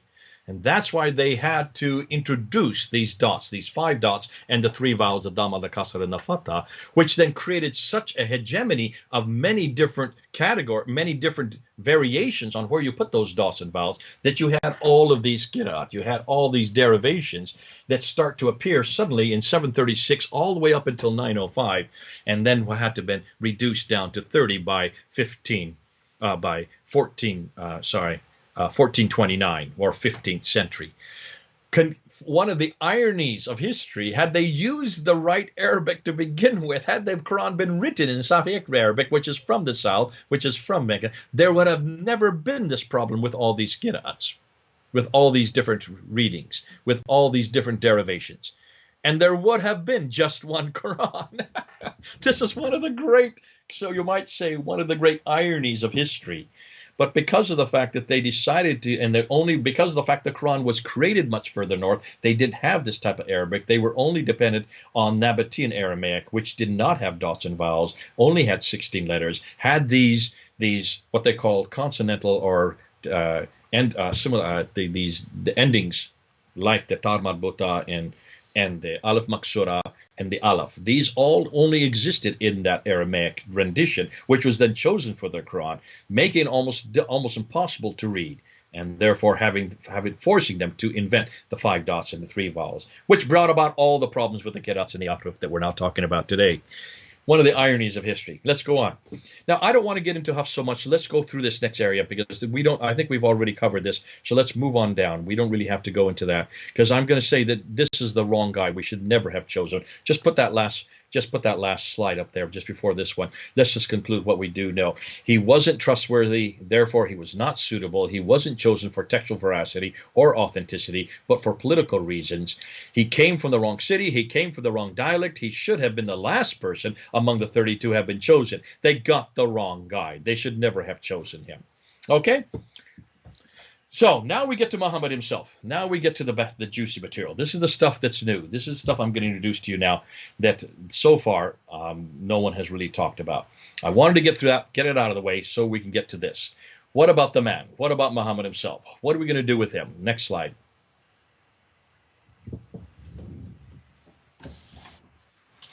Muslims claim this, that he was the last or is the last and the greatest of all the prophets. They claim also that the Quran was his revelation, sent down only to him, and is the final and greatest revelation. And then number 3, therefore, Islam is the final religion based on Muhammad's life and sayings, which is the Sunnah and the Quran's teaching. Now, next slide. What that tells me, therefore, is that everything Islam is dependent on is one book and one man. I've said this many times. You've heard me. This is nothing new. So we have already investigated the Quran historically. Now it's time to do the same with Muhammad. Let's now zero in on Muhammad and let's see what we know about this guy. Remember, we're not going to the traditions. We don't care about the traditions. And let's go to his letters, because this is something that Muslims always keep coming at. We know he existed because he sent out letters to many different people. We have some of those letters. And the first one is the next slide, is the Ashtanami. The Ashtanami is the one that's the most popular. You've probably heard about it. Have you heard about it, Hatun? Do you know what I'm talking about? Yeah. Okay, I did a video just on the Ashtanami on April 22nd of this year. You can go up and see it. I'm not going to unpack it nearly as extensively as I did in that video. So let's just go and do a summary of what that video is. And let's go ahead and look at it. And you can see a picture of it in the next slide. That is it on the right. That's the Ashtanami. This is a letter supposedly written by Ali, the adopted son of Muhammad, written by from Muhammad by Ali to monks who were in St. Catherine's Monastery, promising them protection and other privileges. Now, again, it's attributed to Ali, given to those monks, sealed with the imprint representing Muhammad's hand. Not the gold one, that's the black one, okay? Just so you get it right. The gold one was put on a later date. So that hand that you see there, that left hand, is supposedly Muhammad's hand. Ahmed El-Wakil's pivotal research in 2017 quoted that the copy of the covenant with the monks of Mount Sinai also claims to be an exact replica, Naql al-Asl, and an unadulterated copy, Naqlan Musaddaqan, of the original covenant, which was handed over to Sultan Selim I between 1487 and 1510. So take a look and see. The earliest copy that we have, that copy that you're looking at, is the only supposedly original copy, but it was only introduced, really, that as far as we can see, in between 1487 and 1510. Hold on a minute. Look at the dates. Do you see a problem, Hatu? Too late? Absolutely too late. Like almost 1,000 years too late, about 900 years too late. Let's go to the next slide. And this is the problem. If you look at it, you will see the contents of it are great. They're amazing contents. Christians can gather anywhere. Jay. Muslims will protect their buildings. Yeah.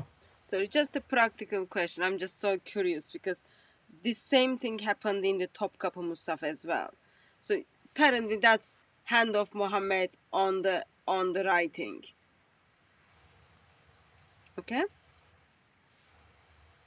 I'm sorry. Explain what you're asking. So you like they attribute things to people and then say, oh, this is the hand of Muhammad, or this is the writing of Uthman, all those kind of things, and then the date you get is like 15th century.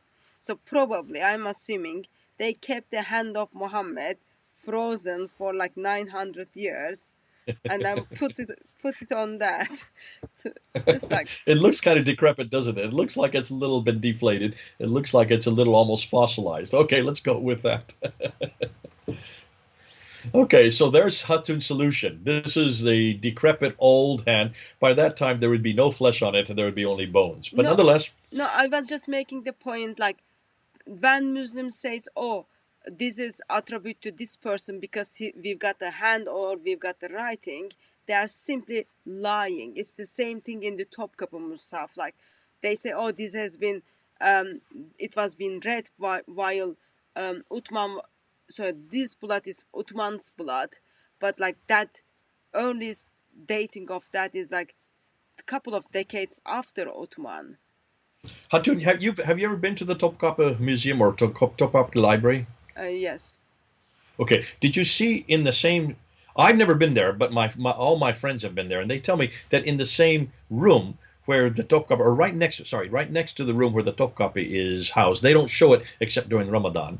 But the room next to it, they have not only a imprint of Muhammad's Yeah, yeah, feet in stone, yeah. They've got lots of things, lots of things they with. have one of his teeth, they have part of his beard.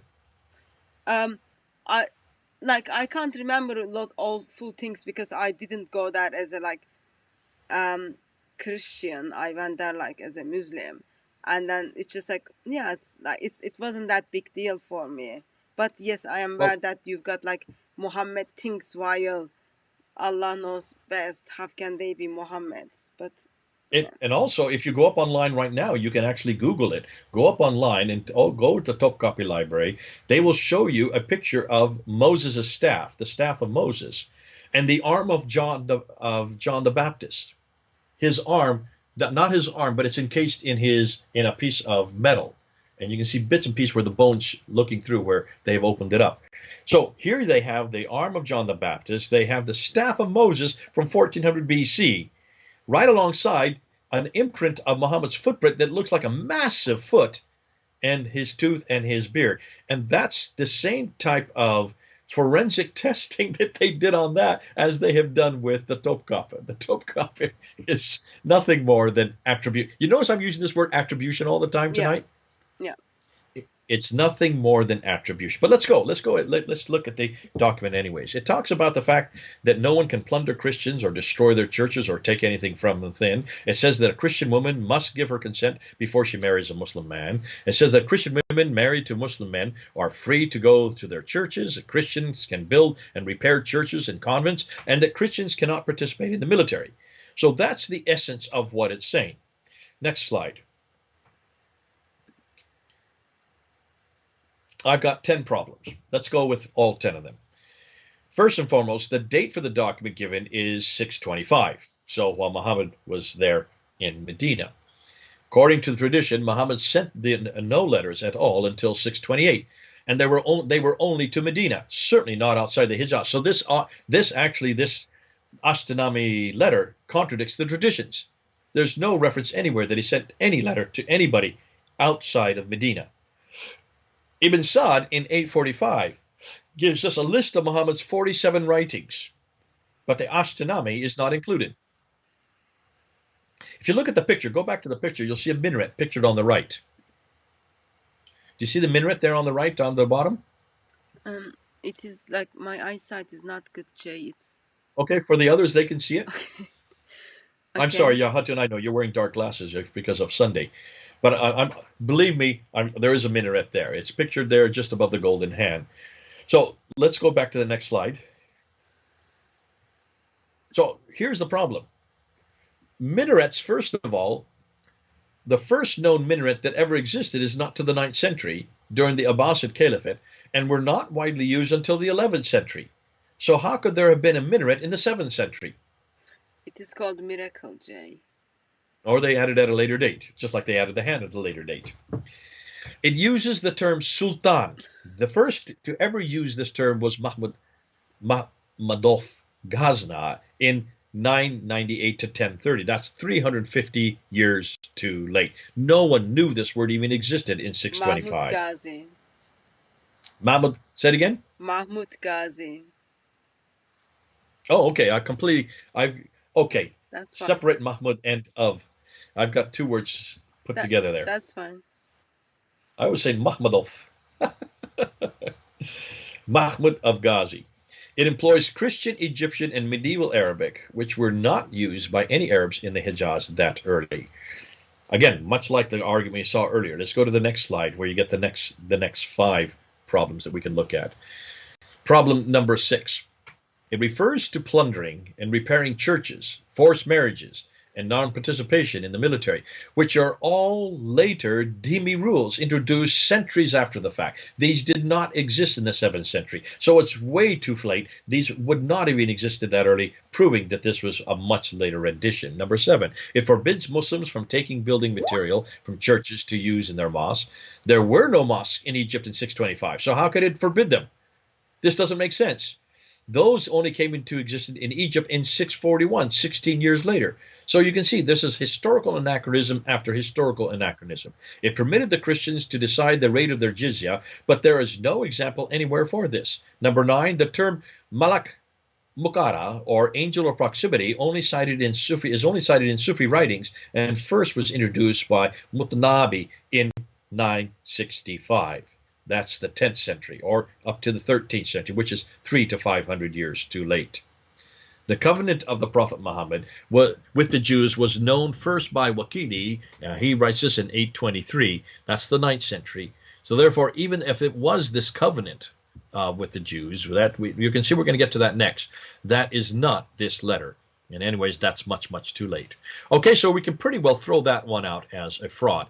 Let's go to the next slide and we'll conclude. This is what the scholars say. Bernard Moritz, a classic work done on this document in 1980, says the impossibility of finding this document to be authentic is clearly apparent. Date, style, and contents each independently provide its inauthenticity. Dr. Pat Anderson says the dating is too late, and the originals not produced in an age of papyrus are lost.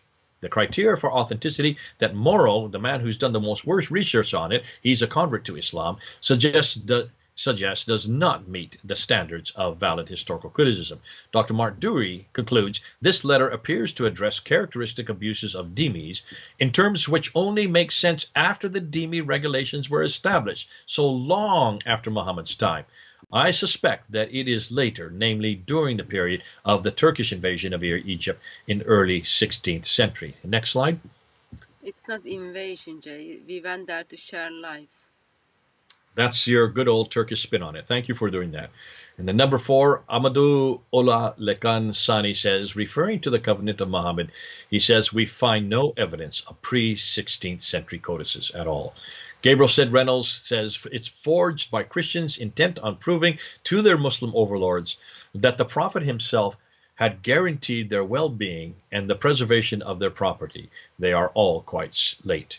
They date to the 16th century, over 800 years after the death of Muhammad. So my conclusion is, taking this all together, I would say the monks of St. Catherine's Monastery in the 16th century needed protection from the marauding Muslims all around then.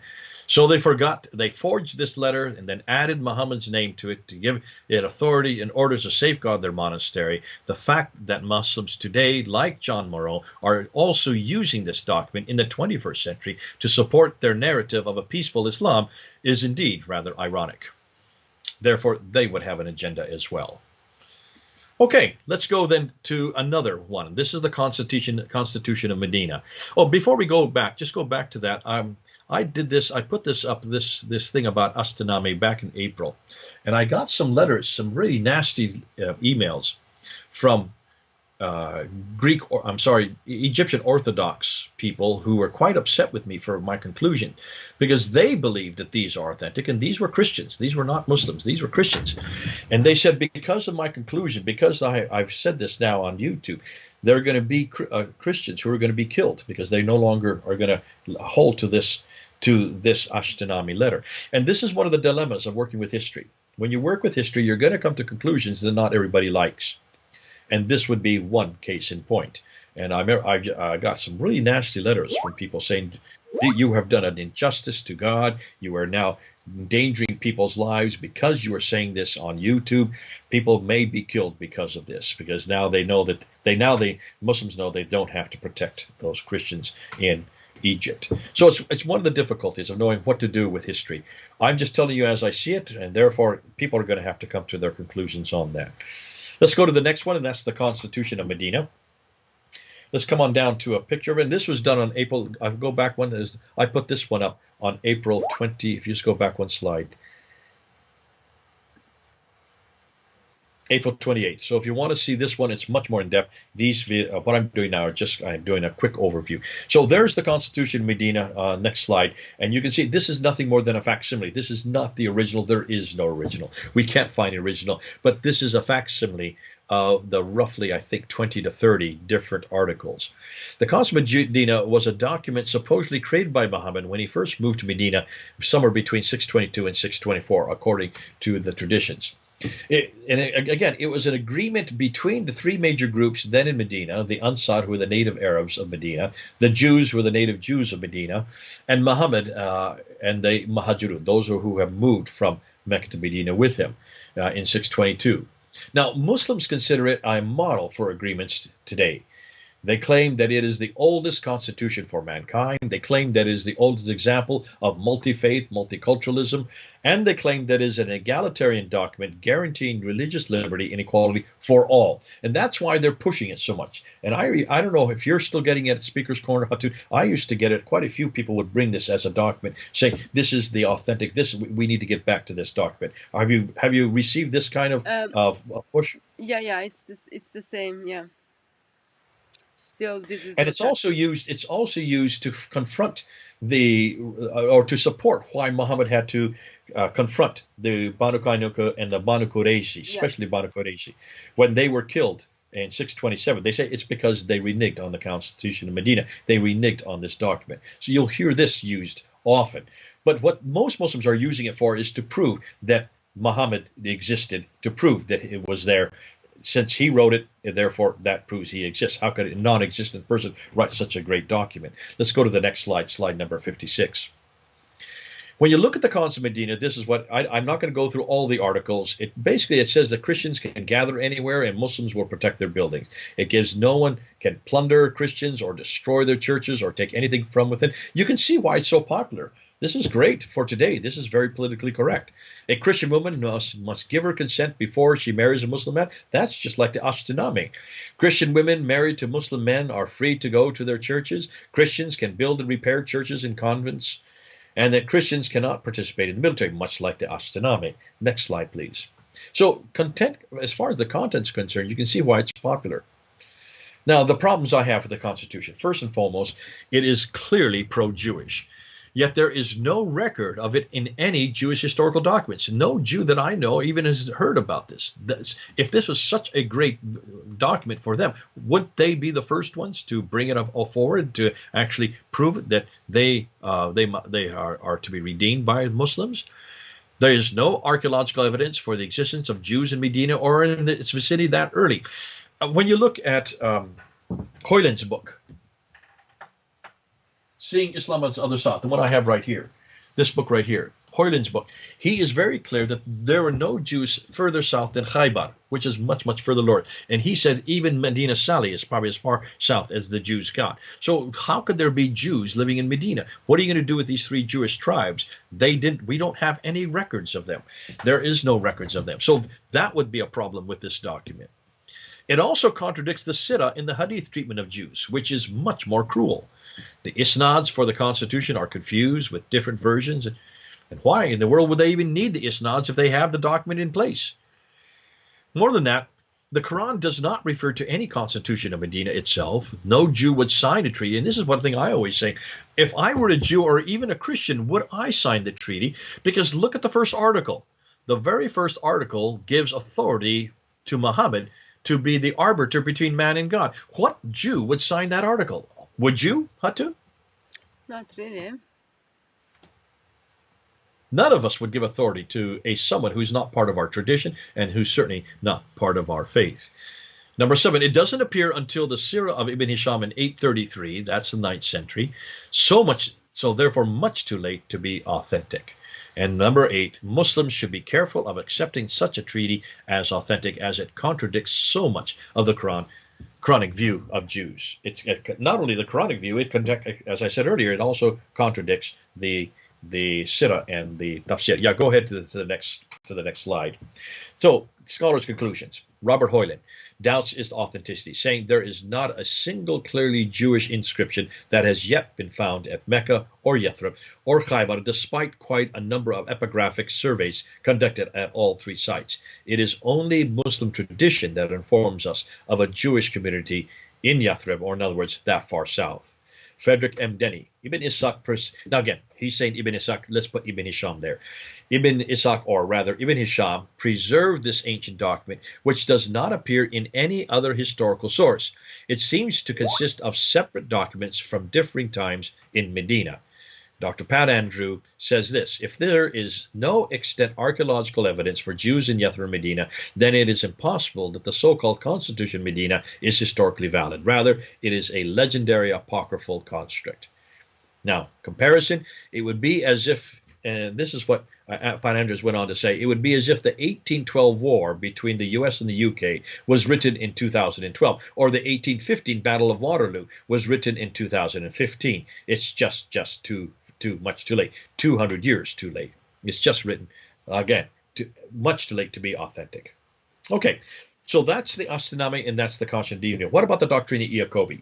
And this is probably the most popular one. And I did a film on this on May 18th, and much more in depth. But let's look at the Doctrina Iacobi. The Doctrina Iacobi, if you look at it, and we don't have it. I have a picture. I'm holding up there, not the actual document. It's nothing more than basically a quotation from it. There it is on the screen there as well. The Doctrina Iacobi is a Greek Christian polemical tract from Carthage, which is way over in North Africa, way to the west in what would be Tunis today, but written in Palestine by a Christian apologist. So it's from Carthage, Tunis, written by a Palestine who is a Christian apologist. Boy, that's confusing. Within the debate that ensues in this passage, written by someone named Abraham, who relates some quite startling information concerning the appearance of a new prophet among the Saracens. And this is the quote, and I want you to look at this quote. And they were saying that the prophet had appeared. The prophet, doesn't name him, just says the prophet had appeared, coming with the Saracens, that's the Arabs, and that he was proclaiming the advent of the anointed one, the Christ who was to come. What can you tell me about this prophet who has appeared with the Saracens? He is false, he said, for the prophets do not come armed with a sword. So I, Abraham, inquired and heard from those who had met him that there was no truth to be found from those who had met him, that there was no truth found from the so-called prophet, only the shedding of men's blood. He says also that he has the keys of paradise, which is incredible. In other words, which is not credible, is what he's saying here. Okay, so now, what are my problems with this? Let's go to the next slide. Number one, how can you have a Muslim prophet proclaiming the Christ who was to come unless he was a Jewish Messiah? In the Quran, in Surah 33:40, it says that Muhammad is the last prophet. So there again, that contradicts the Quran. This passage assumes Muhammad is still alive in 634, but according to the Islamic traditions, he died in 632. So that contradicts the traditions. This prophet also has keys of paradise, which confronts the Islamic traditions. This prophet is more than likely a Jew, as it fits a Judeo-Christian monotheistic background. The anointed one to come, this is Christ, or Christos in Greek, Mashiach in Hebrew, who was yet to come. And he has the keys of paradise. That is from Matthew 16, verse 19, referring to Peter's papal authority in the Catholic Church. More than that, this prophet spoke Aramaic, not Arabic. Now, first of all, Jews would not know Arabic, and Muhammad certainly would not know Hebrew. So can you see how there's a problem coming and going with this Doctrina Iacobi? They've got the wrong man at the wrong place doing the wrong thing at the wrong time. I would suggest, therefore, that, and let's go ahead and look at the quotes, because you can see from their quotes that there's a problem here. Crone and Cook say this: this testimony is, of course, irreconcilable with the Islamic account of the prophet's career. It contradicts it right and left and center. We have here older material, a stratum of belief, older than the Islamic tradition itself.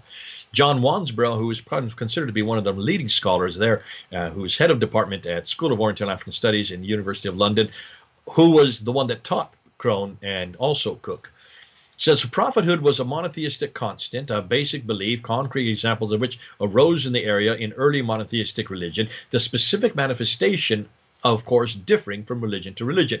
In other words, every leader claimed to be a prophet in order to get credibility. This is normal. Everyone. So whoever that was in Jerusalem was a prophet. Yes, no one doubts that. But then there was a whole proliferation of prophet, is what he was saying here. Where in the world did this idea this could be Muhammad?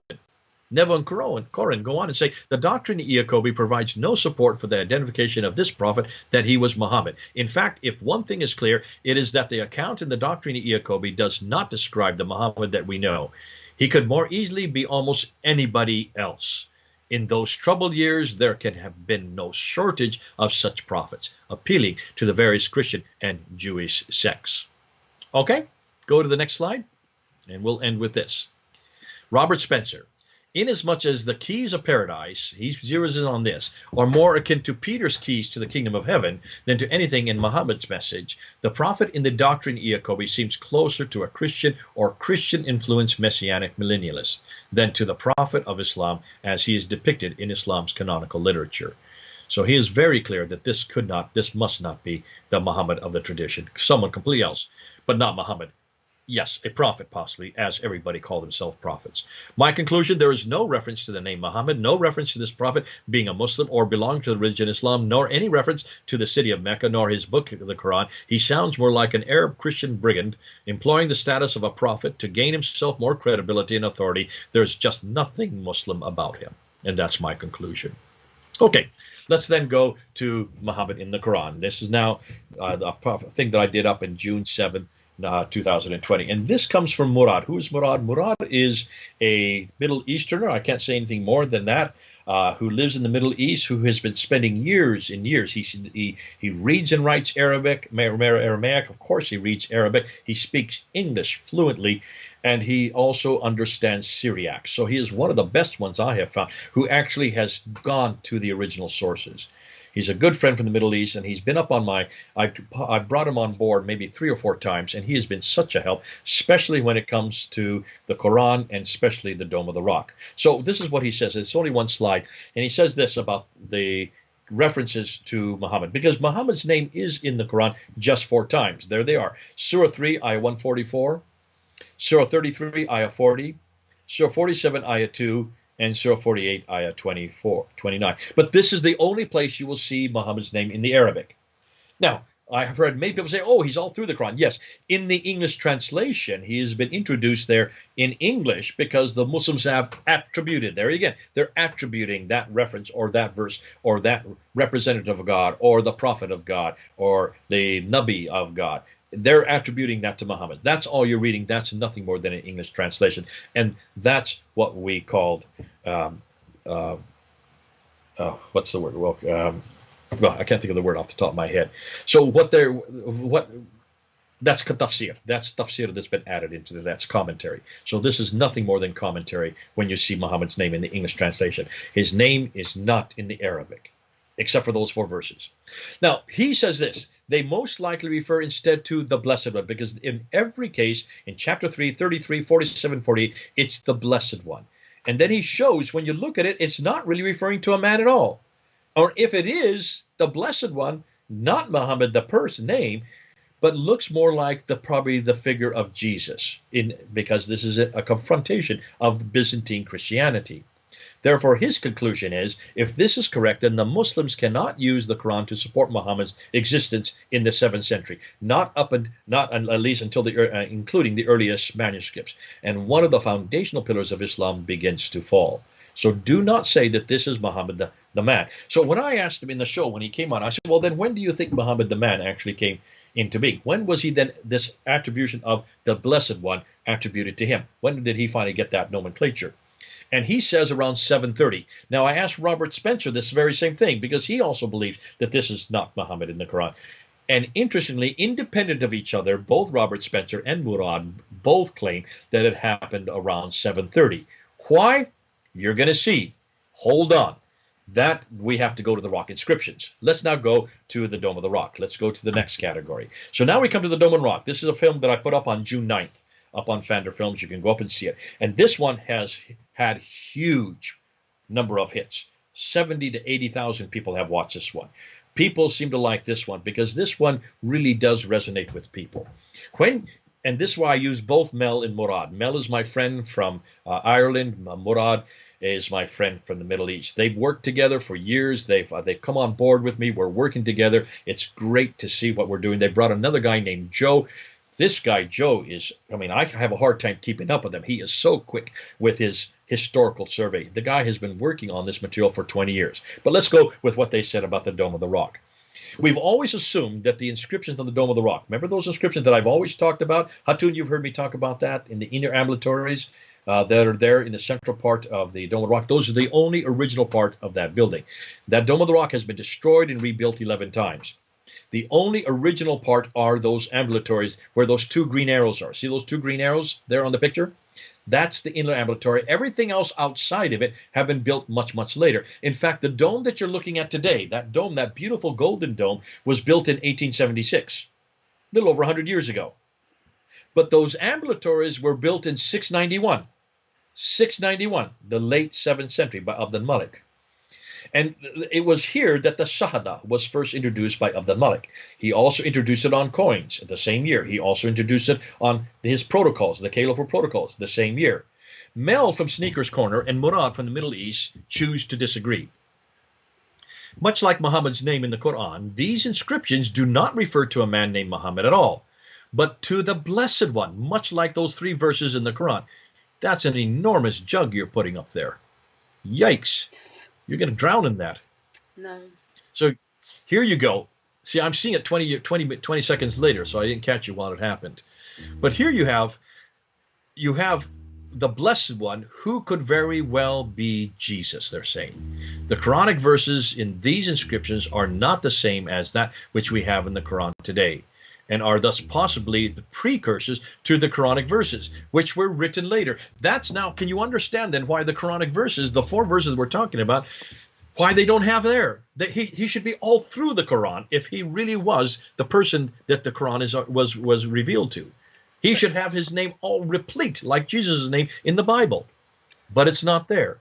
It's not, so the conclusion, it's go ahead. Like, I remember this, like, in 2000, like, before I came to Speaker's Corner, I remember, like, those arguments where, like, it is the same argument that if it is the praise one, if it is the Muhammad, and then you look into it and then you come to conclusion that it's praise one.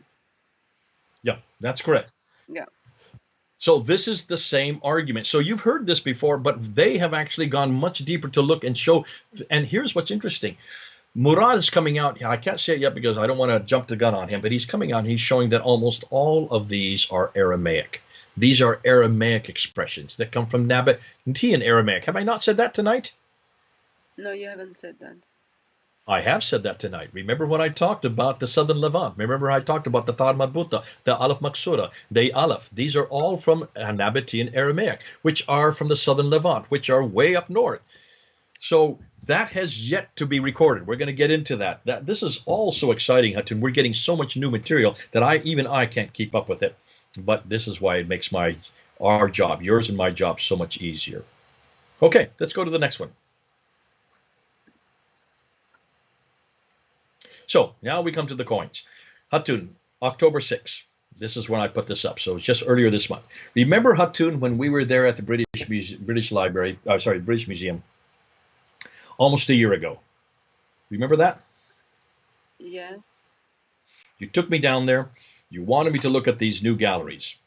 You didn't want me to look at the coins. You wanted me to look at other artifacts. But I came across the coin. And I saw this one reference to the Shahada that is, and it was after. No, I took you there for you to look at the coins. Oh, okay. So you did take me to the coins. Yeah. By the way, this is not beer. I don't sit there and drink beer when I'm on live stream. This is iced tea. I have to keep reminding because people have got upset with me.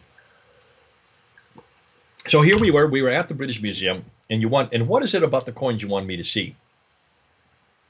Their dates and the things on them. Remember, we even take a picture and then we talked about it. We compared your pictures and my pictures. And what was the thing especially that we didn't like or that we thought was a problem? Their dates on them. Okay, but what date? I mean, it was the Shahada that was dated to 661 because it was the Shahada on a coin that was minted by Muawiyah. That was the problem. Yeah, even we send the picture to someone to ask if the person can read that, what it says. Absolutely. Yeah. And that's when I came back. I quickly started going and I started reading this material, all this. These are all the different articles that I got. This one is, and I came home, when I came back to the United States after being with you there.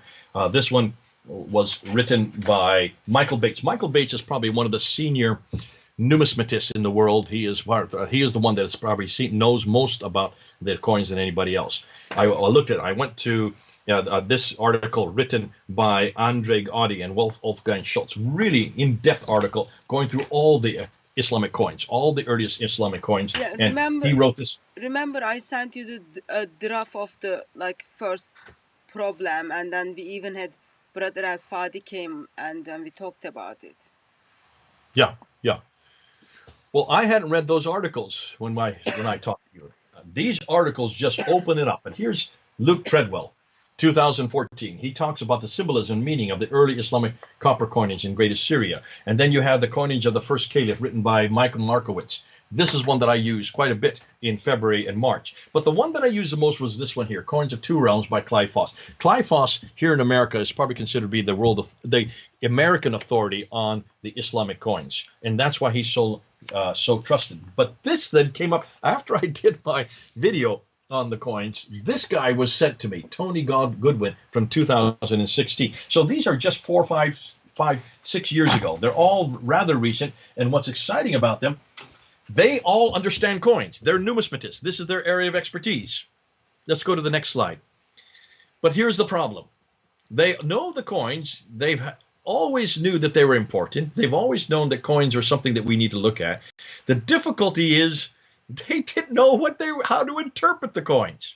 Now, let's look and let's do a historical overview of coinage. What we know is the Lydians introduced coins around 600 BC. So they've been around for at least 1,200 years before the Muslims really got into coinage. They were used far more than just for commerce. They were primarily used, well, they were used for commerce, but secondarily they were used to introduce and maintain a ruler's identity. Because they didn't have TV or internet or newspaper or radio and all this stuff back then, they had to use coins to introduce themselves whenever they came to power, because they knew that everybody would hold the coins and handle the coins and see their image on the coins. And therefore, that was a quick way to tell everybody, I'm the new guy in town. I'm the new man in town. So since everyone had to use them, a ruler knew that the best way to introduce them was to mint new coins. Next slide. They bore the image of the ruler. That's the first thing. It's important. You either put the image of yourself or you put the image of someone who is very important to your identity. In other words, to your empire. That's what's important. And then they would always put the name of the religion. Now, they didn't usually write the name. They would put a symbol to symbolize the name. So if you were Christian, you put a cross. If you were Zoroastrian, you put a fire altar. If you were a Muslim, they should have put something to introduce it, but they did Islam. Well, hold on to that. And they always employed dates because therefore they would usually date it usually when they came to power or somebody in the empire who came to power. And they always wrote the name of the mint, where that mint came from, where that position came from, permitting us to follow the chronology and the place of origin. Next slide. But here's the problem. The numismatists, these guys that I just put up, all these different guys, they were writing these articles. And I was reading their articles and I was saying, wow, these guys really have a problem. They've got the same problem we've got. They've got the same problem that all of anybody who's looked at Islam has, because what they're doing is they're looking at these coins in their hands, and a lot of them own these coins. They're looking at the images. They're looking at the dates. They're looking at the references. They're looking at the inscriptions around them. And then they're looking at the new traditions, saying, now, how do we interpret this from those traditions? How do we interpret this from Ibn Hisham, Al-Waqidi, Al-Bukhari, Sahih Muslim, Ibn Dawud, Al-Tabari? How do we interpret everything from what Islam is telling us? And they were frustrated because they couldn't find, it just didn't make sense. It wasn't making sense to them. And a number of these guys, not these guys, others who are numismatists, as I start putting up and I say, hold on a minute, why are we letting the traditions tell us what these coins say? What in the world are we doing? Why in the world are we letting the 9th and 10th century tell us what was being written or put together or minted in the 7th century. Let's let the coins talk to us. Let the coins describe themselves. And I started getting these emails from different numismatists from France and from Germany and even here in the United States. They started emailing me, and they were putting comments on the bottom of my video. And they said, could you get in touch with us? Could you get in touch with us? And so I would get in touch with them. And here what they were telling me is, you're the first one that's actually done what we should have been doing. You're the first one that said, forget the traditions, look at the coins as standalones. Just look at the coins as standalones. Now tell me what you see. Describe what you see on those coins and what is the story they give you, because those coins have a story. They do have a story. But it's not the story that the Abbasid traditions, I'm going to call them Abbasid traditions from here on out, these Abbasid traditions from 833, 870, 923, those are the Abbasid traditions. Don't listen to them because they don't know that story, because they're not in the 7th century. These coins are pristine. These coins do not disintegrate. And that's where I said, now tell me now what they tell you. This is what they first say. Look at the next slide. First of all, they say these coins are all minted too far north. Wait a minute. Didn't I already say that earlier tonight? Have you noticed how many times I've said too far north, too far north, too far north? Look where the mints are on the left, the modern day mints. And you have two different sets of coins, is what they told me. In the West, over here in the West, you had gold soliduses and you had copper coins. So gold and copper. Those are all attributed, or they all came about from the Byzantine era. The Byzantines used gold, the Byzantines used copper. Therefore, the Arabs who now have hegemony, the Arabs who now have their own, they have now thrown out the Byzantines. They now have the empire. They now control all this area. They control, remember, the Umayyads were all living in Damascus. That's in Syria. Take a look and see where it is on the map there. So they owned all this land from Syria. They owned all the land, including what is today Lebanon and what is today Israel. And going to the east then, going to the other direction over here, they also learned all the land from Iran, Afghanistan, all the way up to Afghanistan. So all this land from Afghanistan all the way over to Tripoli in the west. Afghanistan in the east to Tripoli in the west. By the time Muawiyah comes to power, all that land is under his control. And therefore, they now have taken over these mints. These mints that they were creating these coins existed before they were in power. So they just took over these mints and they minted new coins. And you can see the mints. They're the name of the mints on the left. That's not big enough for me to see right now. Probably you can read them better than I can. No, you've got the bad glasses. So you can't really see them. But you can see the mints on the left. And you can see they're all there around in Israel and mostly in Syria. The ones over in the east are all in Iran. Bishapur, Dasht, Arajan, Tanbu, Kazarud, Ardasharkura, Shiraz, Ishtakar, Darab, especially Darabjir. That was one of the biggest ones, Kavad Kuvra. So here they now control the mints, and they were minting coins. No one is suggesting they did not mint coins. Of course they were, because now they controlled the mints. You don't just sit back and not use them. No, you want to make everybody know who you are. So these mints are all up in the north. In the west, they're in Syria. In the east, they're in Iran. Okay? Next slide.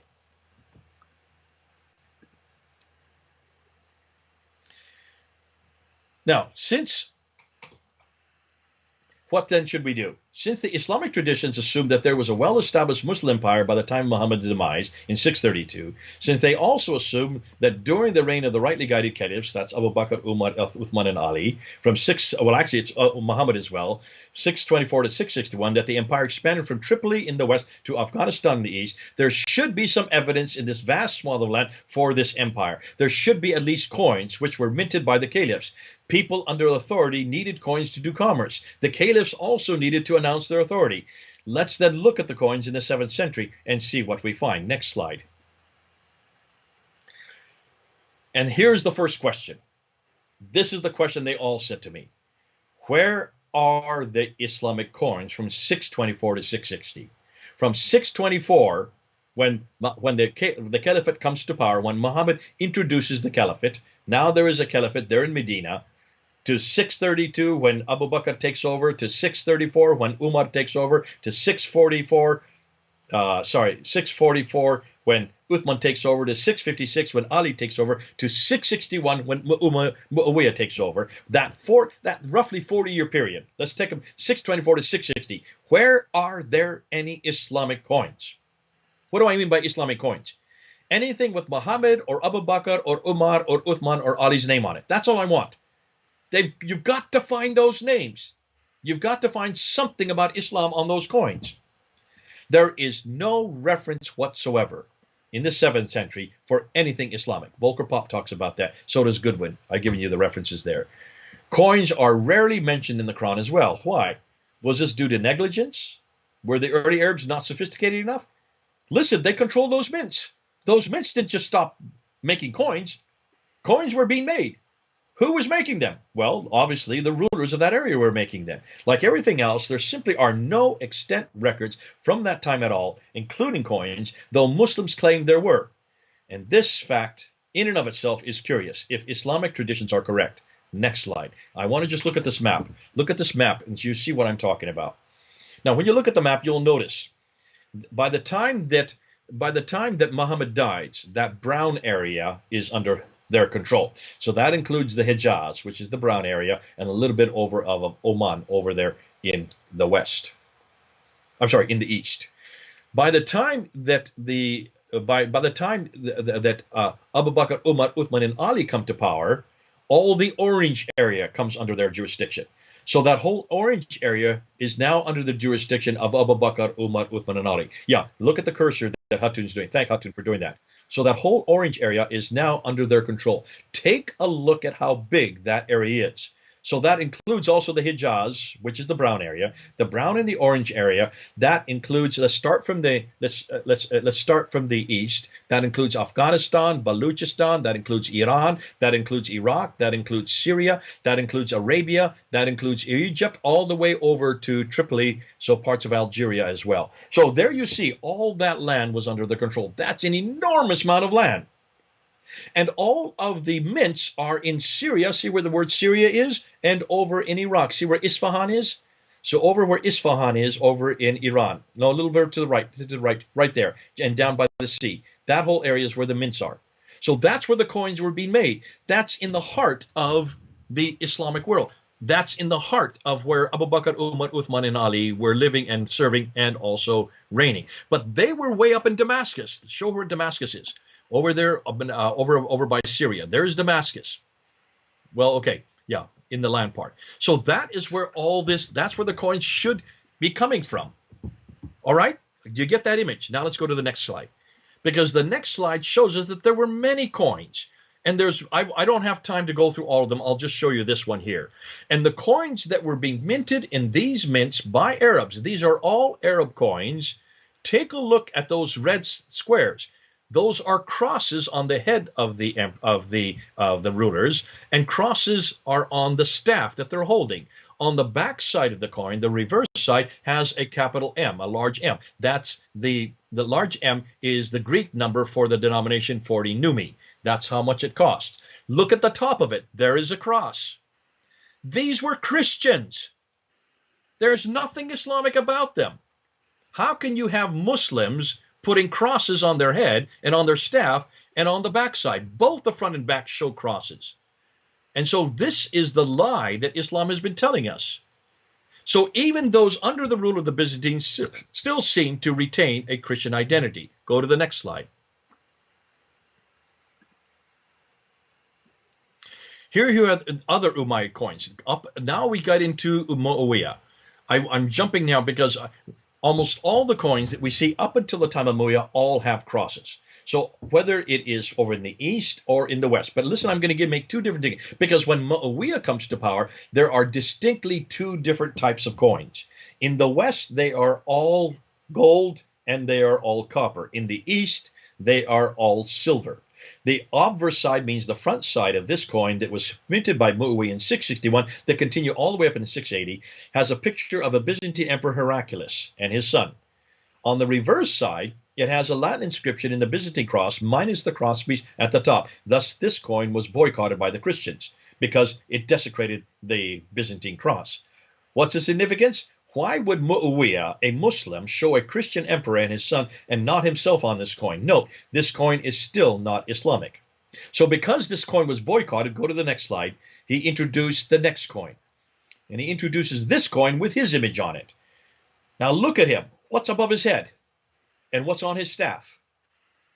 661 to 680, this coin continues. On the front side, Muawiyah went back to a picture of a faceless emperor with a cross above his head, and in his hand, see the red square.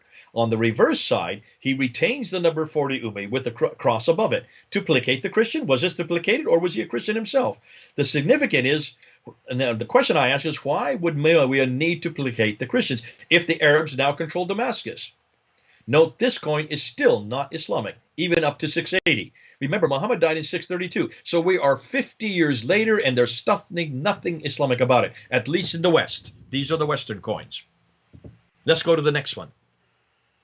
In the East, however, he's introducing these coins.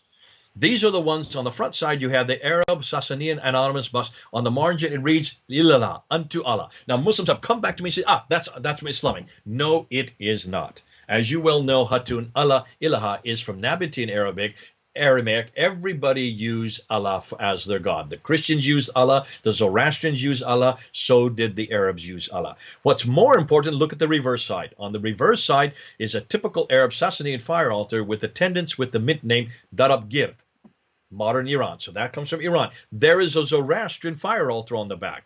What would a Muslim be doing with a Zoroastrian fire altar? Significance, Allah's name now appears on the Umayyad coins. This is not surprising, as this name would have been borrowed from the earlier Nabatean name for God, Ilaha. All Arabs use the name Allah. Next slide. He then introduces a new coin in 663. This is the one here. Obverse side, the front side, written in the middle version, Muawiyah Amir Urishnikan, which means Muawiyah, commander of the faithful. In the margin, Bismillah, in the name of God. So there the Bismillah is used. Again, that is not Islamic. What is interesting is you might see, if you look at the red squares, do you notice the moon and the stars? Is that Islamic? No, it is not. That is Sasanian. That is the emblem for authority in the Persian Sassanid Empire since the 2nd century AD. In fact, it looks like it's the Muslims that borrowed it from the Sassanians, but the Muslims do not borrow that symbol for Islam until the Ottoman period. Okay, Hatun, when was the Ottoman period? When was it introduced? 1400s, I don't know. 1400, exactly. So you're talking a good 700 years later. On the reverse side, there's the fire altar again. Say again? 1453. That's 15th century. So here then in 667, he introduces this one. On the obverse side, it says Bismillah Malik. So in the name of God, the King. This is not the Bismillah in the Quran. This is saying in the name of God, which is the name of Allah, him's now referring to himself. And then on the typical Sassanian fire altar with attendants and mint name from Bishapur in modern Iran. The sequence starts with unto Allah, then Muawiyah adds in the name of Allah, and here he adds the king. Yet there is still no reference to Muhammad's name or anything else. Next slide. We now finally come to a Muslim coin. This is the first coin that is Islamic. It's introduced in 692 by Abdul Malik. I know there's some have disputed that there's an earlier coin than this that has the Shahada on it. I will say fine, that is from Zubair in 687. The problem is who was ruling Zubair, who was over Zubair, and it is not on a gold and silver. This is on a silver coin, and the silver coins were in Iran. They were not considered to be authoritative. The gold and silver discs, that means he had it in Syria. It was confronting directly the Byzantine Christianity. So on the front side, Abdul Malik tries to pay tribute to Justinian II using this gold coin, and they go to war. Why? Because he's taken the crosses off it. He's taken the crosses off. No longer is there a cross. There had always been a cross up until this point. And then on the reverse side, a staff with the globe replacing the Byzantine cross and inscribed Bismillah illallah, Muhammadur Rasulullah. In the name of God, there is no God but God alone. Muhammad is his messenger. This coin is the first to introduce Muhammad, and it is definitely Islamic, but is it really the first to do so? Let's go on back. Let's go to the next slide. Because of the fact that Justinian goes to war with him because of that coin, he then introduces this coin in 693. Now, this coin has his own image on it, holding a sword. This is an announcement of war.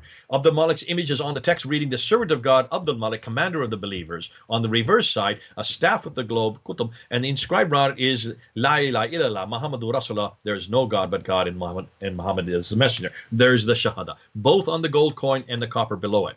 These gold and copper coins replace the earlier ones. Now only Abdul Malik is pictured as a servant of God and commander of the believers. Note there is an image still included. This goes against every Islamic tradition. Nobody can have images on themselves, of themselves. So this also rejects the Islamic traditional account. Nonetheless, once he introduces this one, it's not till 696. Sorry, go to the next slide, 696, that he then takes off the image, and look what he does. He then introduces this on the obverse. La ilaha illallah wahdu la sharika lah. There is no God but God alone. He has no associates. That is not part of the Shahada. What is it doing there? He has no associates. Well, obviously, this is confronting Byzantine Christianity. I will go into the Arabic. Look at the obverse around it again. This is on the obverse in the front. It says, Muhammad is the messenger of God, whom he sent with the guidance and the religion of truth, that he might make it prevail over all religions, even if the associators are reversed. So now he's confronting the Christianity, because they are the associators. They are the ones that believe another with God. They are the ones that lift another alongside God. They are seen as the associators, and therefore he is now going to prevail over them. On the backside, he says God is one, God the eternal. He does not beget, and he was not begotten. Who is that confronting? That's confronting Jesus Christ again. It's confronting his begettedness. That's confronting John 3:16. So the coin not only introduces Muhammad, but attacks Jesus' divinity, John 3:16, and supports Islam's superiority. This definitely is now a Islamic coin. No longer are there any images of anybody. And from here on out, from 696, all the coins have only script. Just do one last coin there, slide number 85, because then on the east, this is done in the west. In the east, then he introduces this silver coin, exactly the same thing. There's no God but God alone. He has no associates. That's attacking Christianity. Muhammad is the messenger of God, whom he has sent with guidance and religion of truth, and he might make it prevail over all religions, even if the associators are reversed, even if you Christians don't like it.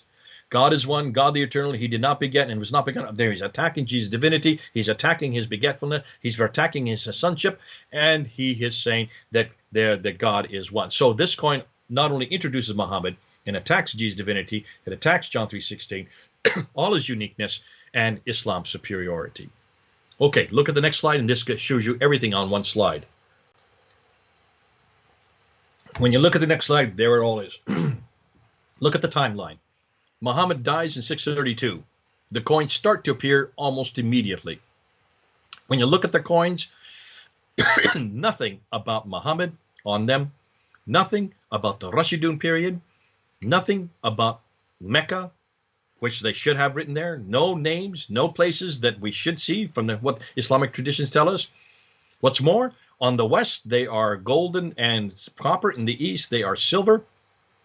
These Arab coins are all Christian in the West up to 661, and all the coins are minted in either Syria or Iran, way too far north. By 661, when Muawiyah comes to power, he's there in Damascus. He is the first caliph of the Umayyad Caliph. Certainly he should be Muslim, but his coins have Christian crosses in the West and Zoroastrian fire altars in the East, up to 680. Still nothing Islamic. It's not till 692 that Abdul Malik finally comes and mints his first coin, which includes the Shahada. It is widely used, though it causes a war with Justinian II, so he introduces a new coin with his image on it and a sword, that he is a servant of God. And finally, in 696, Abdul Malik mints a coin with no image, with references attacking Christianity, Christ's divinity, and the association, the idea that we associate another with God. Let's go to our conclusions, number 87. So, pre-660, all early coins show a clear Christian identity on both sides of the coin. 624 to 660, early Islamic coins just don't exist. Why? Since they control so much of the land. This is curious. 640 to 660, some Arab proxy states seem to be Christian and others seem to want to know religious symbols. 661 to 680, Muawiyah, that's his reign, retains Christian symbols up to 680, adds Allah's name but not Muhammad's. 692, Abd al-Malik introduces Muhammad categorically, possibly the first Islamic coin, though the date is disputed. 693 to 696, while truly Islamic, the images are still being used. And then finally in 696, the Arab script is only an Arab script, introduces Muhammad, attacks Jesus' divinity, attacks John 3:16, and introduces Islam's superiority. So while Allah's name is introduced early, it's Nabatean, Muhammad's is not. He's uniquely Islamic. Doesn't the numismatic evidence support the archaeological evidence and the documentary evidence? Doesn't this therefore suggest that Islam was not introduced by Muhammad, but by Abd al-Malik?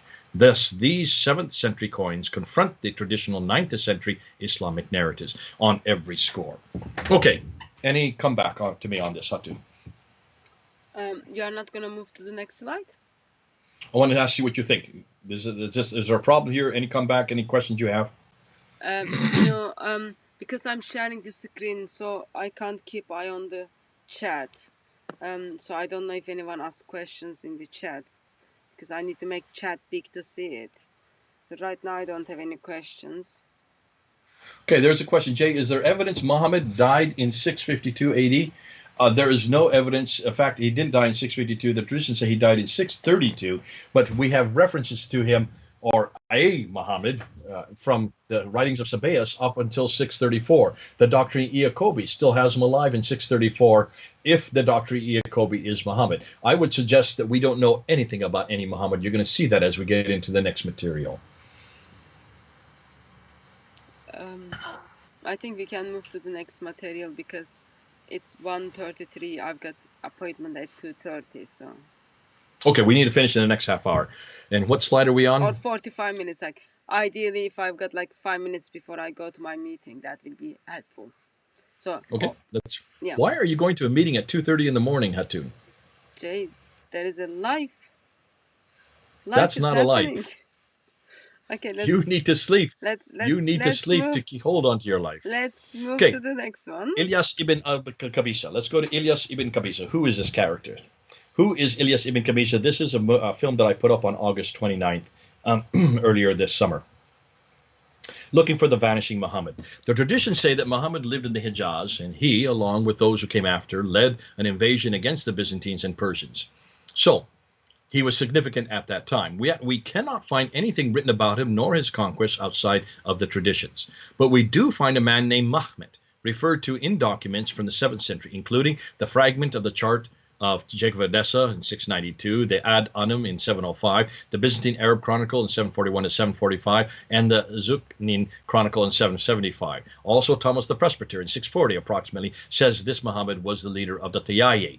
Who are the Tayyaye? They all suggest that this Muhammad was a king and had a lot of authority. So there is someone Muhammad, but his name is Mahmet from Tayyaye that all these different documents are talking about. Now look at the dates. They are late. They are late 7th century and mid to late 8th century. But they're all referring to this Mahmet that lives in Tayyaye. Next slide. To understand who this person is, we need to go back to 618 and look for the rebel leader in that year. The Hispanic Chronicle of 754 says that the Saracens rebelled in 618 and took Syria, Arabia, and Mesopotamia for themselves. The Arabs then selected a king 4 years later in 622 so that he could unite them against the Saracens. Wait a minute. 622, Hatun, why is that important? What happened in 622? Muhammad moved to Medina. Okay, that's the Hijrah. Hold on to that. Now can you understand why 622 is so important?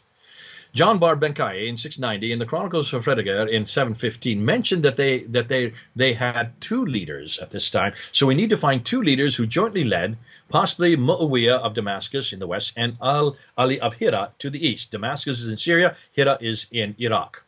The Westerners called the Umayyads, who were the Umayyads, led by Muawiyah, they won. So Muawiyah now controls his Persian and Roman subject.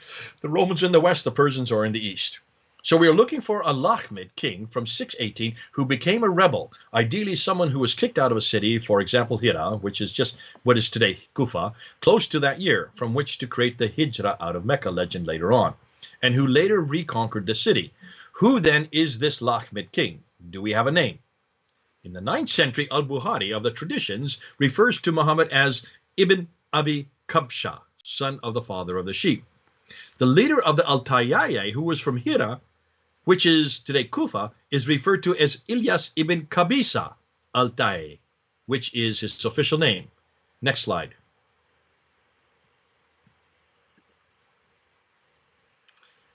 Muhammad, however, was his nickname.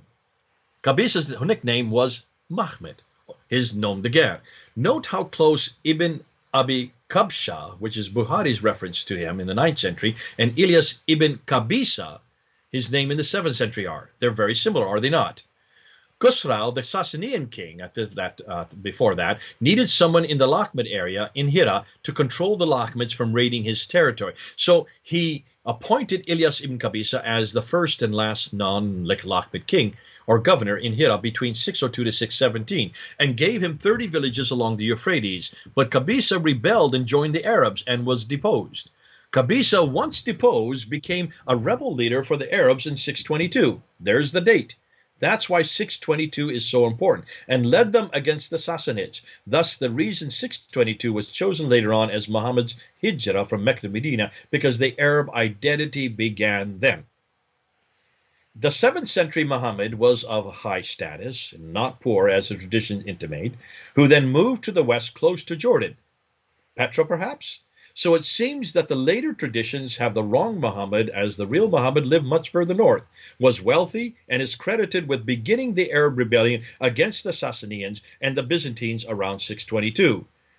Something else is going to happen in 622 that also underlines that. So let's look at this map here, and let's the next slide.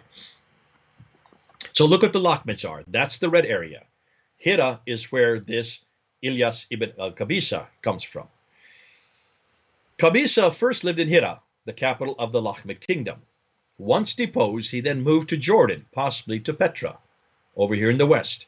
Note how far north Kufa and Petra are from the Hijaz, where Mecca and Medina are situated. The Islamic traditions stipulate that Muhammad was born and lived his whole life in the Hijaz, way down the green area.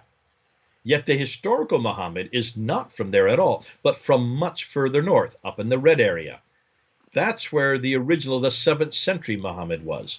Now his formal name was Ilyas ibn al-Qabisa, but his informal name, his nickname, his nom de guerre was Mahmed. That's the reason why Muhammad was then chosen, but possibly another century later. Now we've got the man, let's look at the place. Let's go to the next part. Next slide. A critique of Mecca historically. What Muslims claim? Well, they say that it's where Adam and Eve were thrown down to in the Garden of Eden in Surah 7. It's where Abraham lived in Surah 21 and rebuilt the Kaaba. It's where the center of trade, north, south, east, and west, that's Montgomery's trade route theory. So it should be one of the best known and best documented places in history, right? Next slide. We'll go through these much quicker, okay? Just right. So let's now look, but before that, go back one more slide. Let's look at the rightly guided caliphs. And this is a film that I put up on June 5th in 2020. So let's look at the rightly guided caliphs to see if this is all true. Let's see if the traditional account is correct. Next slide. Looking for the rightly guided caliph. We've not been able to find the Muhammad of the 9th century, so can we find anyone else? Let's start with the term caliph. There are no rock inscriptions in the 7th century which uses that term, Khalif. The term which was used was Amir al-Mu'minin, commander of the faithful, which does not even denote a sense of a successor. The term Khalif was a shortening of Khalifat Rasul Allah and meant successor of the messenger of God. What about any reference to the first 4 caliphs, Abu Bakr, Umar, Uthman, and Ali?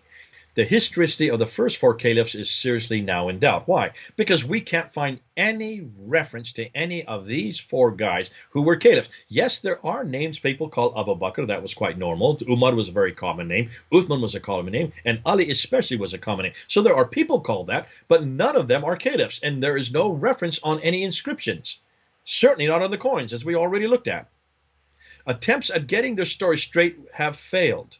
Abu Bakr could not have been a caliph, as contradictory evidence rules that out. Umar's historicity rests on one rock inscription that could be about anyone with that name. And Ali was never a caliph, as he died 3 years before his reign, which meant which was meant to have ended. So in all four cases, they got the wrong man at the wrong place doing the wrong thing at the wrong time. And that I haven't got time to get into. Look at the video. We go into much more in depth, Mel and I. Let's now go to the next one. Let's now go to the rock inscription. And these are probably some of the most devastating. The rock inscriptions are on par with the coins when it comes to really eradicating anything that's Islamic in the 7th century. This is a film that I put up on August 24th of this year. Let's go to the next slide. Why are the rock inscriptions important? Rock inscriptions are one of the best ways to know of any period in history because they are durable and they're plentiful. They're just like coins. Coins do not disintegrate. Coins do not deteriorate. The same thing with rock inscriptions. They are as pristine today as the day they were actually chiseled out. The difficulty is you cannot date them. That's the problem with rock inscriptions, whereas you can date coins. So that is one of the drawbacks with rock inscriptions. If the classical accounts concerning the emergence of Islam were true, then there should be a lot written on the inscriptions about Muhammad, about Mecca, about Islam, about Muslims, and the Quran. Because according to the Islamic traditions, Muhammad and Islam were very big in that area of the world. And during that time, listen, it's very clear as you look at that map that I showed you earlier, they controlled all the way in from Libya in the west all the way to Afghanistan in the east. If this were the case, why are their names not on these inscriptions? We don't find not a thing at all for these 5 areas. For Muhammad, Mecca, Islam, Muslims, or Qurans, especially on the rock inscriptions from that century. Now, there are 3 ways to date rock inscriptions. One is the inscribers themselves, who are hired to write them, put on dates themselves so that similarly written inscriptions could be dated in a group. Secondly, they are dated by the evolution of the theological ideas within them. Therefore, earlier ones have little to no theology, while later ones have much more better developed theology. And then thirdly, the evolution of the script within them is also used to date them. So those are the 3 ways we date inscriptions. Next slide.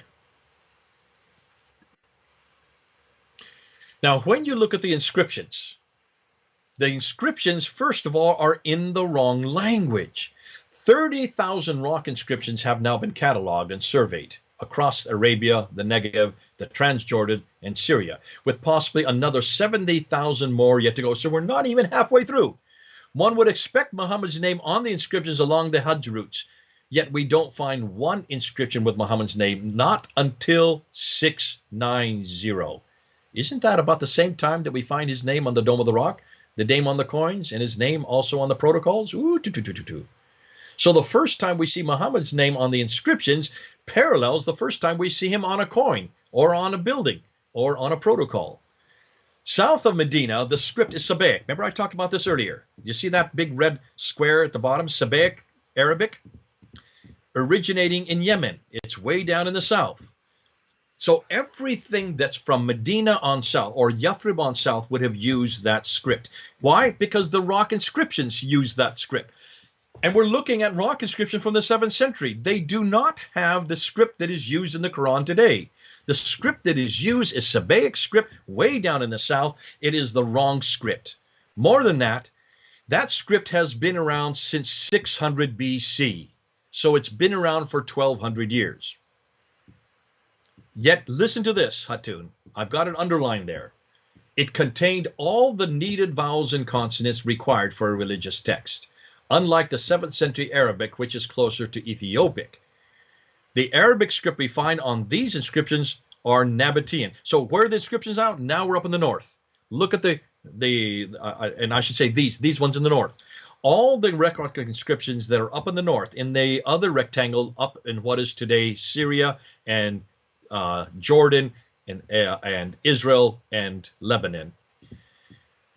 The Arabic inscriptions we find on these inscriptions are Nabatean Aramaic, only found in the north and are similar to the Quranic text.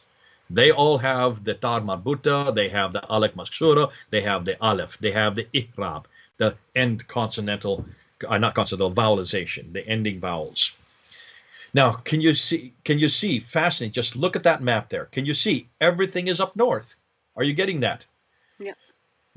Now, here's the irony. As I said earlier, about a half an hour ago, if they had written the Quran, if these like the inscriptions which were using Saba'ic, if they lived in that far south, if Muhammad actually lived there, if there was actually a Quran that was revealed to himself there, he would have used the Saba'ic script. The Saba'ic script from the very beginning, from the 600 BC, already had the dots and the vowels.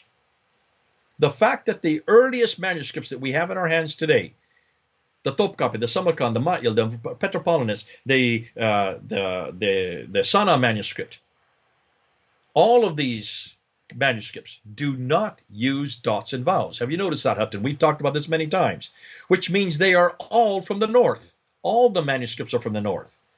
They would have been Sabbaic had they been from the right area where Muhammad would have lived, in Mecca or Medina. Ooh, I love this. It makes my job less easier. And let's go to the next slide. Slide 100 out of 119. Now, this one, I wish I had animation because this one is hugely important. The best work that has been done on the rock inscription is by Ilka Lindstedt, who's dated over 100 dated rock inscription, and he dated them from 640 to 740. So he dated them right during the apparent times of the rightly guided caliph, all the way up until the Umayyad period to the end of the Umayyad period. So he did from 640. 640 would have been when Uthman would have come into power, or Umar was in power, all the way up to the time that the Umayyads leave power and the Abbasids come in. And he looked at these hundred rock inscriptions he looked at, and he noticed that prior to 690, there was no evidence of anything Islamic on any of the inscriptions. Nothing. On all the inscriptions he looked at. They only had pious formulas, and the formulas were just what you would expect them to be. Bismillah. They talk about Allah. Much like you see on the coins. They are very symptomatic of the coins. That's why I say when you look at the inscriptions, you're looking at the coins. The coins and inscriptions say the same thing. But after 690, they begin to change. It was only in the 730s, however, and everything comes after 690. So from 690 to 710, Prophet Muhammad suddenly appears. From 710 to 720, Muslim rites begin to appear, such as the pilgrimages, the prayers, and the fasts. They start to appear after 710, between 710 and 720. And then from 720 to 730, he says, the name Muslim appears. The name Islam refers to a specific group, and always used in contradistinction to Christianity. In other words, in opposition to Christianity. Conclusion? It was only in the 730s onwards that there is evidence of popular devotion to Muhammad as a prophet and messenger, which makes the Islamic traditions incredibly awkward. Furthermore, there is 100-year silence prior to this that indicates that Islam did not exist as a distinct religion until long after the time of Muhammad, which casts doubt on whether he had any part in starting Islam. Next slide. The Hijrah. And this is from the video that I put up on September 13th of this year. What happened in 622? Remember I said I was going to come back to 622. Let's look at it very quickly. To understand this date, you need to look at what was happening historically. In 614 AD, the Persians defeated the Byzantines. In 622, the Byzantines under Heraclius came and defeated the Persians. This now means that there were no longer any power of Sassanians over the Arabs. And that's why the Arabs are so excited about 622. The Arabs are rejoicing because they were Christian Arabs. They were not Muslims. They were happy that the Byzantines had finally destroyed the Persians who had persecuted them for centuries. As Christian Arabs, they now were free. That's why 622 is so important. Now can you understand why Ilyas ibn Qabisa then in 622 changes sides? And he no longer is working under Khosrau, under the Sassanids. He now joins the Arabs. He basically joins his brothers. Thus, the year 622 is important from then on, as it was the date the Arabs finally were free to create their own identity. So why create the story of the Hijrah of Muhammad moving in 622 from Mecca to Medina? Next slide.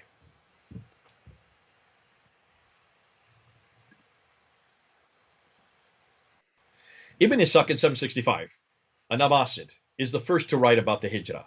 765. So we're told, right? It's attributed to him. This was then rewritten by Ibn Hisham in 833, thus well into the Abbasid era. So therefore, there could have been no Hijrah in 765. We have no idea, because we have nothing from Ibn Ishaq. Getting back to the problem I said at the very beginning of this talk. The Abbasids hated the Umayyads and sought to eradicate much of their history, including these battles. They instead introduced new stories surrounding their prophet Muhammad, including this one in 622. But instead of referring to the defeat of the Persians by the Byzantines, they created a completely new narrative around Muhammad, having him move from one city to the other instead.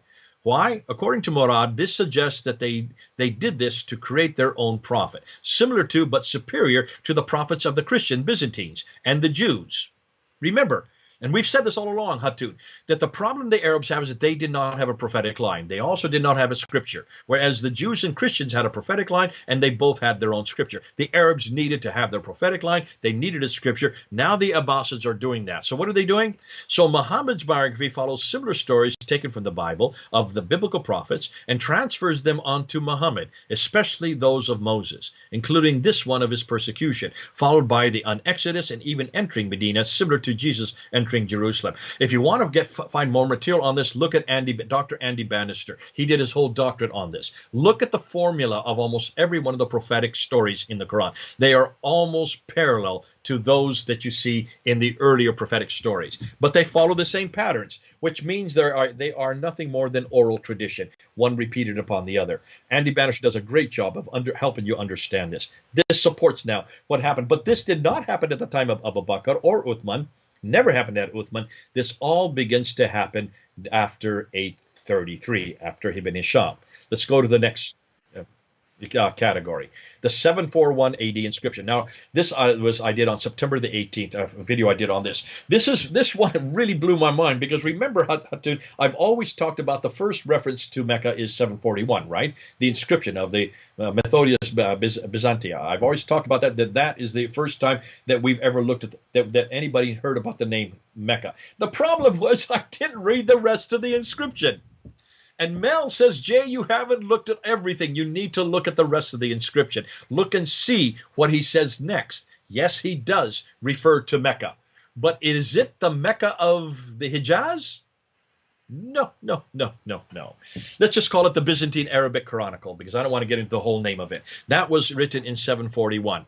And the Abdul Malik, according, that's the way they said Abdul Malik, assuming the epics of the kingdom, ruled for 20 years. In the first year of his rule, he directed all the experience and virtue of the mind of his great army against Abdullah al-Zubair, whom his father had attacked so many times in various ways, all the way finally to Mecca, as they considered it the home of Abraham, which lies in the desert between Ur of the Chaldeans and Kara, the city of Mesopotamia. Now, in the 8th century, they would have thought that Ur is up north in Edessa, in southern Turkey, in your country, Hatun.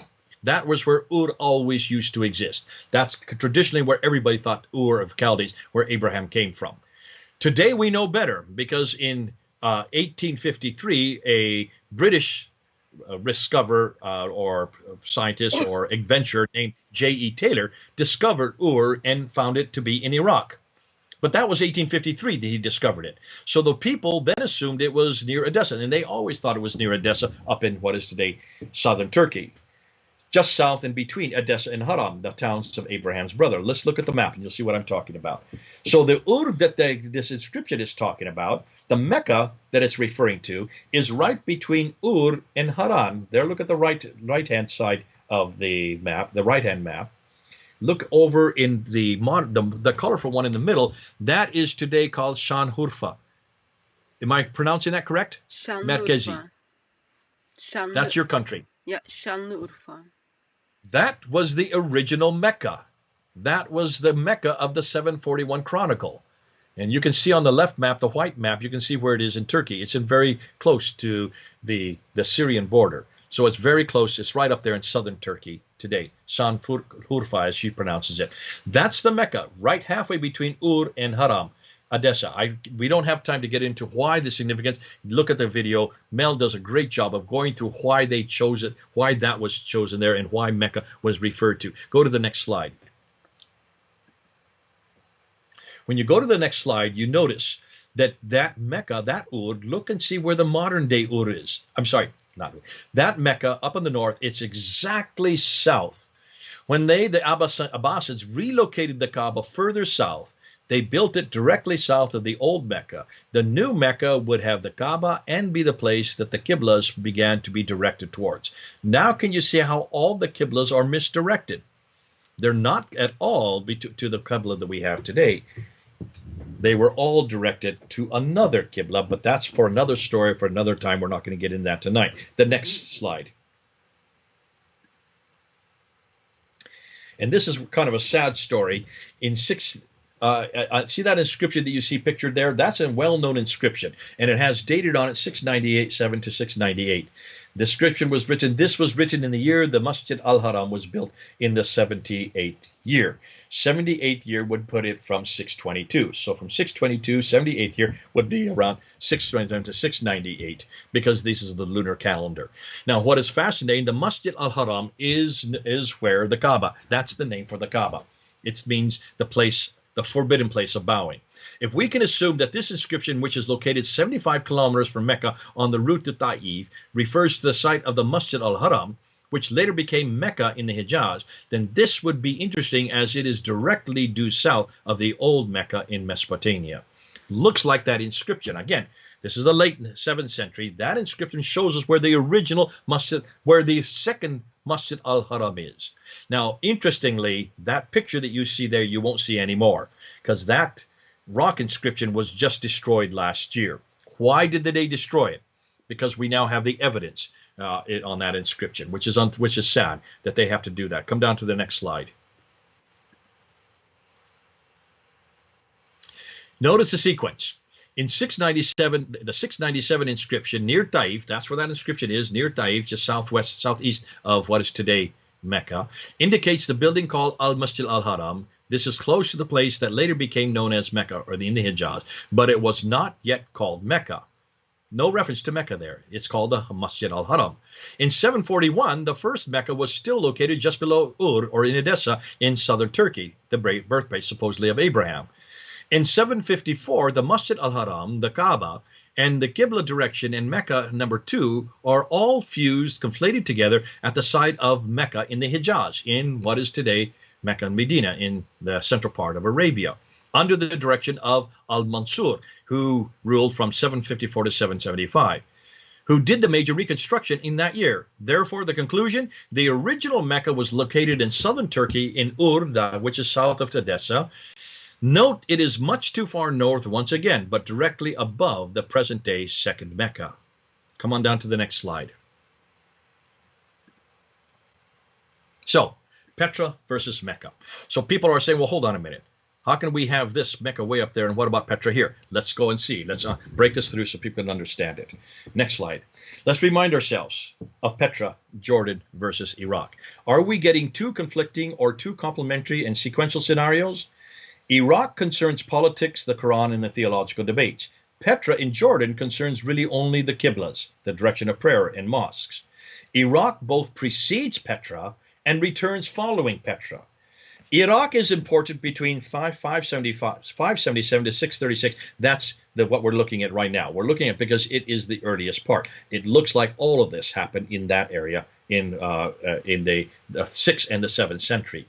Petra becomes important between 626 to 727. So Petra, with all the mosques, are now pointing towards Petra up until 706, and then the first Mecca Qibla is not introduced till 727. It becomes important in that era. Then we go back to Iraq again. Iraq then becomes important again from 736 onward because of the Qurans and the Qira'ats. So let's look at Petra versus Mecca, the one preceding the other. Next slide. The need for a place was already in place. Petra has all the stations of the pilgrimage which are now in Mecca.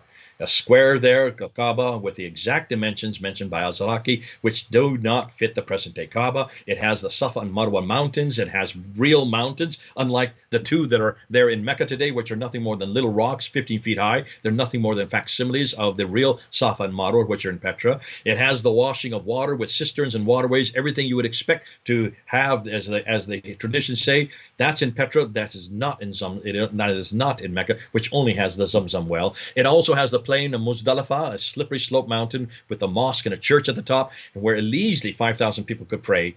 Again, this is all found in Petra, and it has the Jamarat platform with the pillar to throw 49 or 72 rocks. It's also found in Petra, not the 3 platforms which are now in Mecca, suggesting 3 devils. So in almost every case, Petra fits the whole pilgrimage sequences, the 5 sequences. Go to the next slide. Traditions tell us that Mecca is in a valley, yet Mecca is not, while Petra is. The Thanea cliffs are not in Mecca, but they can be found extensively in Petra. The Quranic god, Allah, and the goddess, Alat and Aluza, are uniquely from Petra, not Mecca.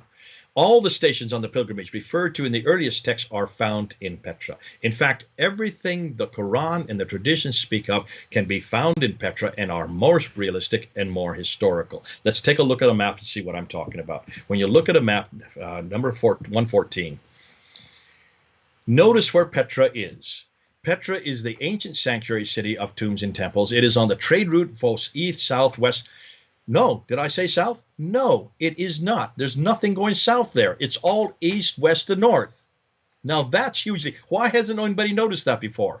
Mecca is not on any international trade route because of the Red Sea and its west. You can see where the Red Sea trade route goes up. That's what Patricia Corona found. Petra is where the Nabatean Aramaic was spoken and written, which later gave birth to the Quranic Arabic. Petra is where all the mosques up to 706 are facing, even as far away as Canton in China and Charman in India. Therefore, conclusion, Petra seems to have been the original Mecca. Note, Petra is much too far north. Now, not the word Mecca, not the name Mecca, it's the original sanctuary. Petra is much too far north to support the later tradition once again. Let's go to our conclusions. Now we're going to bring it all together. Because I know I've been going really fast, so I didn't want to sit there because we're running out of time. We only have 15 minutes to go. So let's go to the conclusions.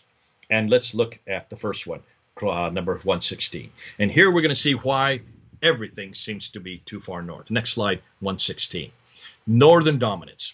Take a look at those red dots. Look at those 2 green dots. Mecca and Medina have no manuscripts. The north has 6 to 9 manuscripts. Mecca and Medina have only 8 qira'ats. The north has 22 qira'ats. Mecca and Medina, no canonical Quran, whereas the north gave us the final Hafs Quran. Mecca and Medina have no qiblas until 727. The north has all the qiblas up until 706, all facing Petra. Mecca and Medina have the wrong Muhammad. The north now has the right Muhammad. His name was Ilyas ibn Qabisa. Mecca and Medina have no rock inscriptions. The north have all the rock inscriptions, and they are pre-Islamic. Mecca and Medina, no hijrah. The north created the original hijrah in 622. Mecca and Medina gave us the second Mecca. The north gave us the first Mecca. Mecca and Medina, no ancient sanctuary. The north had the original sanctuary. Almost everything we know about Islam today came primarily from the north.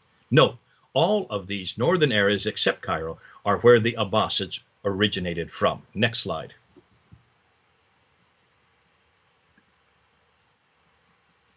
Conclusions. I'm going to go through, I think 18 conclusions. So these are the first 9. The sources for everything we know about traditional Islam come too late and from far away. Number 2, except for the first canonization, which is impossible to find, the other 4 canons are too far north, Cairo, Damascus, Kufa, and Basra, thus all in Egypt, Syria, or in Iraq. Number 3, the Quranic Arabic is derived from Nabatean Aramaic, which is much too far north again. Number 4, the Ashtenami letter is not from 7th century, but from the 16th century, thus much too late. Number 5, the Constitution of Medina is not from the 7th century, but from the 9th century, again, too late. Number 7, there should be number 6. The Doctrine of Iacobi refers to the wrong man at the wrong place and from the wrong time. Number 7, Muhammad is not in the Quran, nor is he on the inscriptions of the Dome of the Rock. Muhammad the man. Number 9, the coins support the 7th century archaeological and documentary evidence and simultaneously confront the traditional 9th to 10th century Islamic narrative. Next page. Ilyas ibn Qabisa of Tayaye may be the 7th century Muhammad the later traditions borrowed. Number 11, we cannot find any of the 4 rightly guided caliphs in the 7th century at all, which is odd. Number 12, the rock inscriptions prior to 690 say nothing about Islam, nothing about Muhammad, nothing about Mecca, nothing about the Quran, or about Muslims. These only begin to appear after 690, according to the inscriptions, and are finally introduced as we know it today between 720 and 730. Number 13, the Hijrah of 622 was simply a later redaction by the Abbasids onto an earlier battle won by Heraclius for the Arabs, yet recognized as the year the Arabs finally created their own identity. Number 14, the 741 inscription is the first reference to Mecca, yet places it below Edessa in southern Turkey, too far north.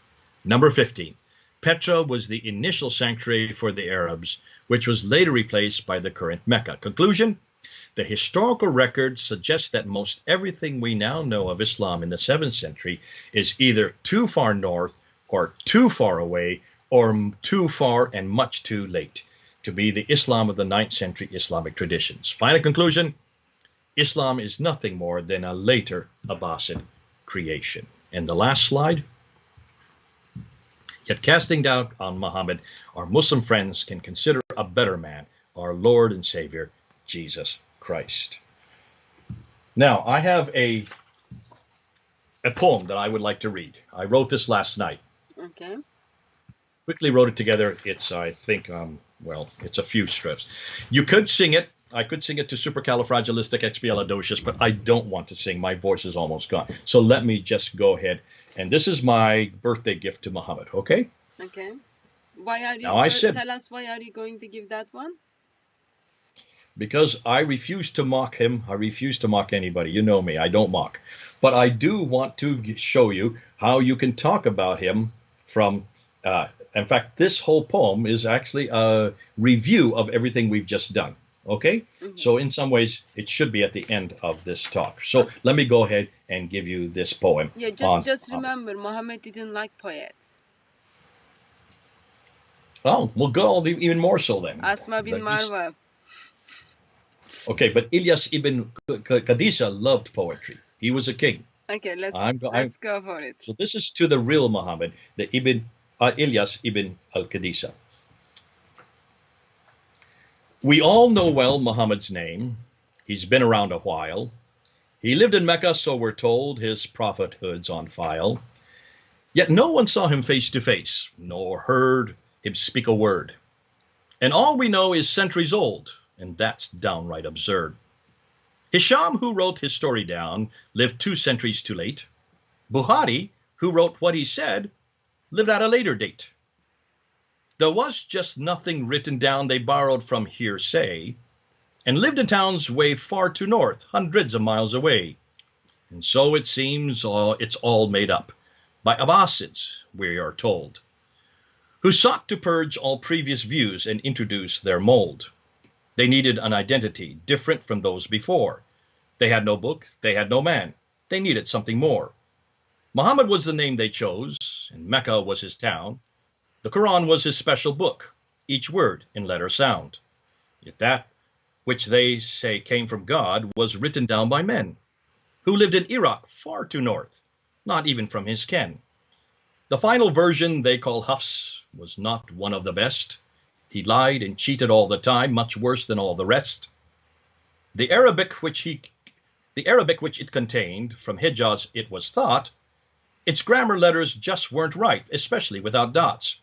So where did it originate? Where could it have come forth? Southern Levant is where it hails, again, too far too north. The mosque became their focal point, the Qiblas were confused. When Gibson found they pointed north, he was indeed bemused. Yet what about Muhammad's name? It's nowhere to be found. The Hijaz is the place he walked, yet nothing's on the ground. The rock inscriptions are all blank. You'd think they'd say much more. Of him we cannot find a trace. He's really just folklore.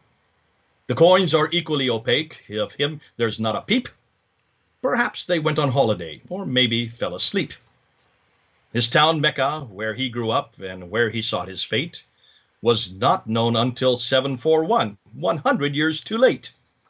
Many have said He wrote letters and sent them all abroad. The Ashtename is one case, but it has proved a fraud.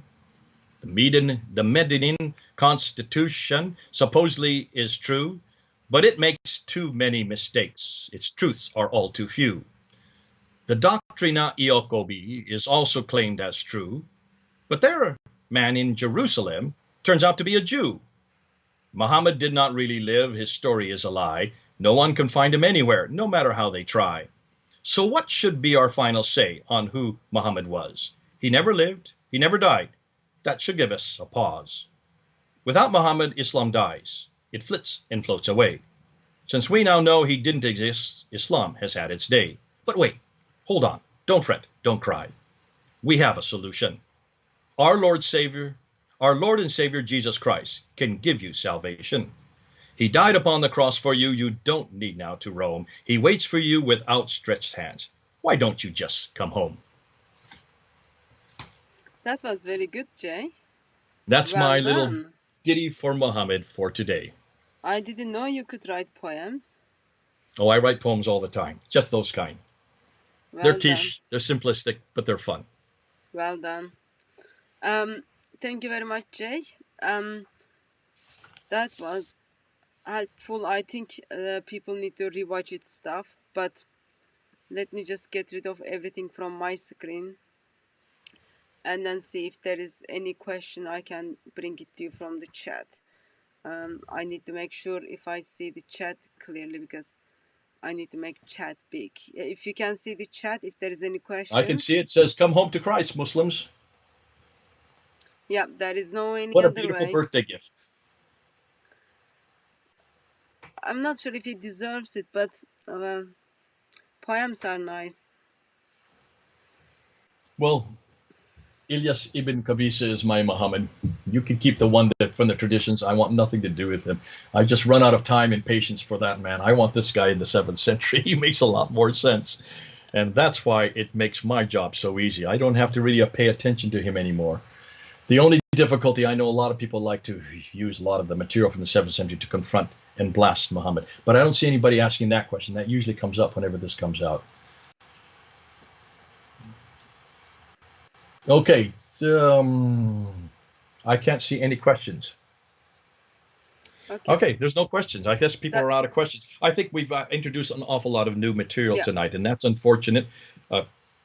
You can all of this. You can go up on Fander Films. It's all there. It's broken up into much more manageable sound bites than what I did tonight. Tonight I only had 3 hours, and I threw everything at you in 3 hours. And as you noticed, I had to speed up towards the end to get it all. You did very good job, Jay.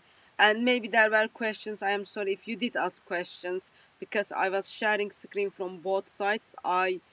You did not get my attention, but you can always put them in the chat, and then hopefully we will look at them. Or as Jay mentioned, the videos in his talk which he made, you can simply rewatch those videos and then see if your question still stands. Drop us email and we can have Jay again to barbecue him, ask your questions. Barbecue me? Yeah, like just ask the questions, get the answers, ask the questions and get the answer. Okay. Nothing wrong with God that. bless you. Nothing. I just love how. Listen, am I still on your killing list? Yes, you are. But I'll ask practical question for you. I've got 10 minutes, like 15 minutes, but it will be good to have the 5 minutes to get coffee before. Hey, listen, I sped it up so I could get done by quarter after. I did you a favor. You said you had to finish this down. You said you had to really shut us down by quarter after. I'm right on the dot, so I did my job. Well done. It will be good to just have a time for coffee. But anyway, I'll ask you practical question. I don't know if you followed, if you checked the news or not, but 3 beloved ones, 3 Christians were killed in France today. Your thoughts? Well, they were killed for the very same thing that you were slapped with on Sunday. In some ways, you have to be very careful, Hatun, because there is a rising. Let's just focus on the France one. You asked me my answer. I'm going to give you my answer. You may not like it, okay, but I think there is a backlash against Islam right now. Remember, this this whole trial of Charlie Hebdo is ongoing in France at the moment. The young 16-year-old who killed the 47-year-old teacher a week and a half ago or 2 weeks now, that has been all over France, and they're shutting down. In France, finally, Macron is finally doing what he should have done years ago, and he's not allowing anybody to support that 16-year-old. As a result, Muslims are rising up, and now we're starting to see them coming out of the woodwork. And interestingly, they're not attacking atheists, they're not attacking humanists, they're not attacking politicians, they're attacking 70-year-old women in churches. The woman that was killed was in her 70s. Why is she such a threat to these Muslims? Why are women such a threat to Muslims when it comes to this? Why are you, Hatu, not even little or 5'2"? Why are you such a threat to Muslims? And so I think there's something that Muslims need to look deep into their heart, because the Islam that they follow is the Islam of the traditions. These are the traditions that I've been confronting tonight. The Islam of the traditions portrays a Muhammad that does use violence, that did use violence. He did it against the Jews, the Banu Quraysh, the Banu Nadir, the Banu Quraysh. Remember, the first person that wrote poetic verse against Muhammad, probably no different than what I just did right now. Asma bint Marwan was a woman. And what did he have his disciple do? To go there in the middle of the night. She was suckling her baby. She had 6 babies on the bed, and she stabbed her through the heart, came back the next morning, told Muhammad what he had done. And Muhammad said, "Blessed are you for what you have done to my what you have done for your prophet." That is the model of the traditional Islam. That is the model of the Islam of Ibn Hisham al-Waqidi. That's the Islam. That's the Muhammad of al-Bukhari. That's the Islam that Muslims follow today. 99.9% of all Muslims follow that Islam, that Muhammad, that man, that example. I want nothing to do with him. And I hope Muslims who are watching and listening, listen, you can sit there and wring your hands and say, "This is not us, this is not us." It is exactly you.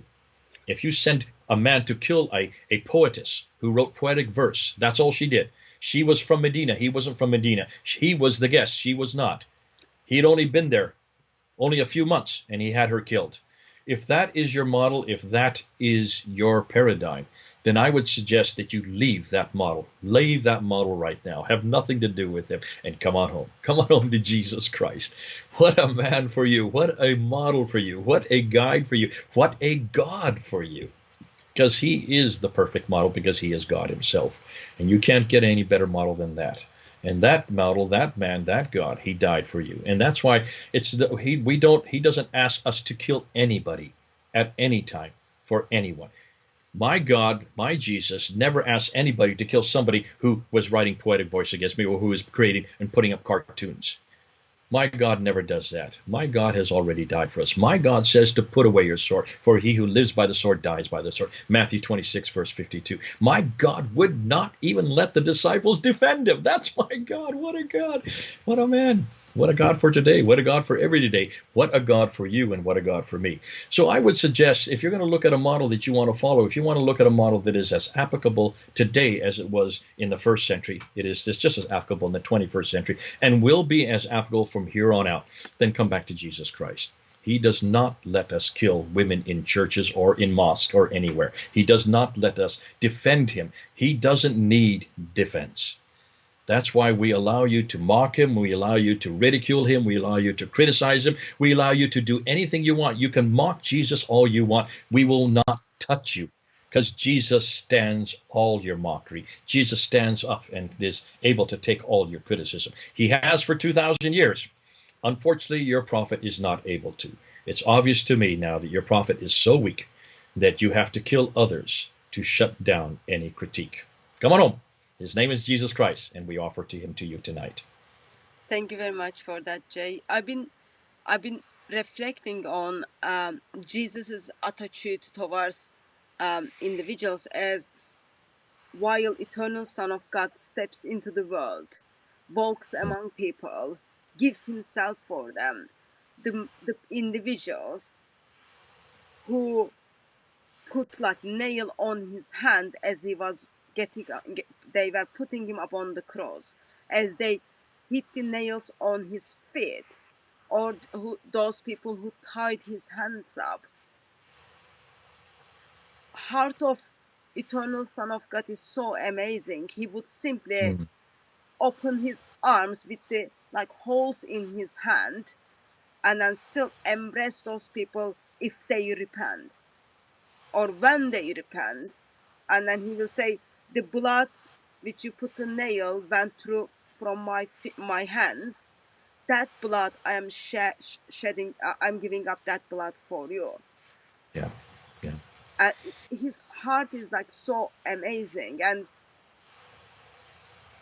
all needs to be done is just looking at how beautiful, how delightful he is. And from that, there is something in like, once, you know, when you meet with people who just like met with someone and then they say, I hope that similar thing happened to you when you were before you got married. They meet with someone and then they say, without her or without him, life wouldn't be the same. I don't want Mm. to live without that. It is the same. Like, once you see the heart, eternal Son of God gives you or donates you through his death and his resurrection, you don't want to walk away from that. You like, your life wouldn't be life without that donated heart. Yeah. And I guess the purpose of all, as we are looking at Muhammad this week, because Muslims are celebrating his birthday, bottom line is, if we look at from the historical side or traditional side is seems to be very dangerous when it kind of comes into application. Historical side is like so messed up. Now he end up somewhere in north south of Turkey with a different name, with a different location, with a different time. And historical Muhammad or traditional Muhammad, as Jay said, he is not going to help you to get to heaven. He's not going to help you to get to God. All he's going to help you to make your way to hell as quick as you can. That's all traditional or historical Muhammad offers to mankind.